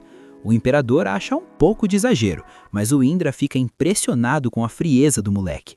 Ele até pergunta para o imperador se o Noah não é o melhor dos príncipes. O imperador responde que não é à toa que deu o título de o sábio para ele, assim como o Indra é o raio. Mas o Noah ainda tem que mostrar serviço, até porque já ficou decidido que ele vai para a primeira batalha sozinho. O povo toma um susto, mas vindo do Noah, eles já esperam qualquer coisa. O Noah até gosta da atenção, porque assim ele consegue cuidar melhor do pai, mas ele saca que tudo aquilo era mais um testezinho de leve. O imperador comenta com o Indra que o Noah é gênio, ele criou toda aquela situação só para facilitar a escolta do pai sem parecer forçado. O Indra nem tinha percebido a jogada. O imperador ri e diz que é normal, já que o Indra é bruto e falta delicadeza, por isso vive brigando com a esposa por bobeira. O tio abre um sorrisão e diz que agora está mais tranquilo em deixar a neta dele sob os cuidados do Noah. Mas o rei não veio só para bater papo. Na volta, dentro da carruagem, o clima fica tenso de verdade. O Noah percebe que o pai quer falar algo importante e que ninguém pode ouvir. Para distrair a massa, ele faz a Rutila soltar um fogaréu danado para o povo olhar para o outro lado. Aí o rei solta a bomba. Ele quer destituir o príncipe herdeiro. Ele achou que o Albert ia mudar, mas viu que o cara não tem estofo para o trono. Tudo por causa do que rolou com o Gilbert. O Noah tentou uma prisão perpétua para o Gilbert só para o pai não precisar matar o próprio filho. Mas o Albert, o herdeiro, insistiu demais na execução. Não que ele estivesse errado tecnicamente, mas faltou humanidade. O Indra confessa que também está com o pé atrás. Ele sabe que se o Albert assumir, vai rolar uma limpa. Noah, Henry, Oscar, ninguém sobra. O cara tem a mente muito fechada. O Indra concorda com a saída do Albert, mas pergunta, beleza, e aí, quem assume? O imperador ainda está na dúvida, o que o Indra acha um erro, já que o rei está velho e pode ir de base a qualquer momento. O imperador admite que tem alguém em mente, mas se falar agora, vai dar um problema enorme. O Noah interrompe e dá uma ideia de mestre. Pai, anuncia só que você fez um testamento. O nome do sucessor ficaria escondido lá. O Indra acha arriscado, porque testamento é fácil de falsificar. Mas o Noah já tem a solução: esconder o testamento no próprio corpo, tipo gravar num dente ou usar um feitiço permanente. Se tá com ele o tempo todo, ninguém troca. O imperador e o Indra acharam a ideia brilhante. A conversa continua e eles decidem fechar o cerco para a informação não vazar. Só vão usar gente de extrema confiança. Tem até um mensageiro especial que não ouve, não fala e não lê. Ele é comandado pelo Cruz, que também é discreto. O Noah aproveita e pede para o exército voltar para o comando dele. Ele quer tirar o Henry do cargo de ministro da Guarda Imperial. É puro suco de estratégia. Se os outros príncipes ficarem bravos com a sucessão e tiverem poder militar, o império vira um caos. O imperador concorda e já entrega os papéis para destituir o Henry. O Noah fica de olho no ajudante do Cruz e saca algo estranho. Enquanto isso, eles discutem como tirar o Albert do posto de herdeiro, sem causar uma guerra civil. Para o Noah, como ministro da Justiça, é simples. O imperador tem o poder de nomear ou tirar quem ele quiser. Ninguém pode piar. Mas como o Albert não cometeu crime, que eles saibam, o Noah sugere que ele perca o trono, mas mantenha o título de príncipe. A desculpa seria que ele é leal, mas não tem capacidade de governar. Vai doer, mas não é um exílio. O Indra pergunta se o Albert tem chance de voltar atrás, e o rei é categórico. Chance zero. O Noah entende que o pai perdeu a fé total no primogênito. Para deixar bem claro que o Albert está fora da jogada, o Noah sugere um título novo para ele: Príncipe do Fim. Meio cruel, mas eficiente. O rei começa a escrever a ordem, mas erra toda hora, a mão tá tremendo. Ele tá deserdando o próprio filho, afinal. O Noah sugere deixar o texto com os erros mesmo. Por quê? Porque esses documentos ficam registrados. Se um dia o Albert ler aquilo, vai ver que o pai teve dúvidas e sofreu para tomar aquela decisão. Talvez assim ele aceite o destino e decida servir ao império de outro jeito. O imperador fica tocado, queria que o Noah tivesse nascido antes para ser o herdeiro direto, mas aceita o conselho e agradece. Ele entrega o documento pro ajudante cego e analfabeto, mas o Noah percebe que o cara leu o papel e ficou em choque. O maluco tenta fugir, mas o Noah não deixa ele nem dobrar a esquina. O Cruz fica morrendo de vergonha pela falha na segurança e pede perdão de joelhos. O Noah não quer saber de desculpa. Execução pro infiltrado hoje mesmo. O cara fingiu ser analfabeto para ocupar um cargo-chave. Isso é traição gravíssima. O Indra queria interrogar o cara para saber quem mandou ele, mas o Noah lê nas entrelinhas. Se descobrirem que foi o Albert ou outro príncipe, o imperador vai ser obrigado a matar o próprio filho. O rei saca a jogada, decide não investigar e agradece ao Noah pelo serviço impecável como ministro. O Cruz só leva um desconto no salário por 6 meses, o que foi um lucro absurdo para ele. Horas depois, o imperador pergunta para o ministro, o que executou o infiltrado, o que ele achou do Noah. O cara diz que o príncipe é assustador, parece que lê mentes. E sim, o Noah estava certo, era o Albert que estava por trás do espião. O rei prefere fingir que não sabe de nada. Mesmo sendo um péssimo governante, o Albert ainda é filho dele. Aí o imperador pergunta se o ministro conhece o Leviatã. O cara diz que sim, um dos 4 sábios da Era de Prata. Quando ele descobre que o Leviatã está emprestando poder pro Noah, ele pira. Diz que com o Noah, eles podem superar a Era de Ouro do passado. O rei concorda, mas diz que precisam vigiar cada passo do moleque. No dia seguinte, o Noah tá meio pensativo. A Shirley percebe e pergunta se tá tudo bem. O Noah ri, diz que ela é observadora e confirma que o destino do dia é complicado. Eles estão indo para a mansão do Albert. Enquanto isso, a Alec tá lá cantando, mas fica triste porque o Noah não apareceu na plateia. Mas ela lembra do apoio dele e solta o vozeirão com todo o coração. O Noah chega na casa do Albert. O irmão tenta ser simpático, diz pra ele relaxar, que ali eles são família. O Noah, jogando o jogo da política, deixa o guarda lá fora para mostrar que confia no irmão. Eles vão passear no jardim, que é uma obra de arte. O Noah elogia umas árvores gêmeas que valem uma fortuna, 50 mil rines. E o Albert, querendo ganhar o irmão, dá as árvores de presente para ele. Ele até comenta que o Noah domina bem a espada que ele deu antes, embora na época fosse uma brincadeira. Ele queria que o Noah se machucasse, mas o Noah deu a volta por cima. Tomando um chá, o Noah solta a informação. O imperador vai passar o verão no norte e quer que o Albert vá junto. O Albert liga o sinal de alerta na hora. Geralmente, quando o rei viajava, o herdeiro ficava cuidando da capital para treinar. Se o rei quer levar ele junto, é porque não confia mais nele para ficar sozinho. O Albert pergunta o que o Noah sabe. O Noah faz a egípcia. Diz que o pai só comentou que queria ensinar a essência de governar, mas a real é tensa. O rei só tá levando o Albert para não perder ele de vista e para ver se, passando um tempo juntos, o filho desiste da ideia de vingança. O Albert sai dali cuspindo fogo, nada satisfeito. O Noah vai visitar a Alec para relaxar um pouco e curtir o canto dela. Depois volta para a mansão para descansar, mas a Zoe interrompe com uma visita urgente. Uma mulher chamada Olivia Coyle quer falar com ele. O Noah nunca ouviu o nome, mas como a Zoe deixou entrar, deve ser importante. A mulher chega e solta a bomba atômica. O Albert vai dar um golpe de estado hoje à noite para forçar o imperador a vazar do trono. Esse foi o final do episódio. Comenta a palavra alerta para eu saber que você acompanhou até aqui e quer ver o desenrolar dessa treta, que eu vou te dar um coração no comentário. Se inscreve e ativa o sininho para não perder o próximo capítulo, porque o hype tá só começando. Sem mais delongas, Rebobina se despede e até a próxima.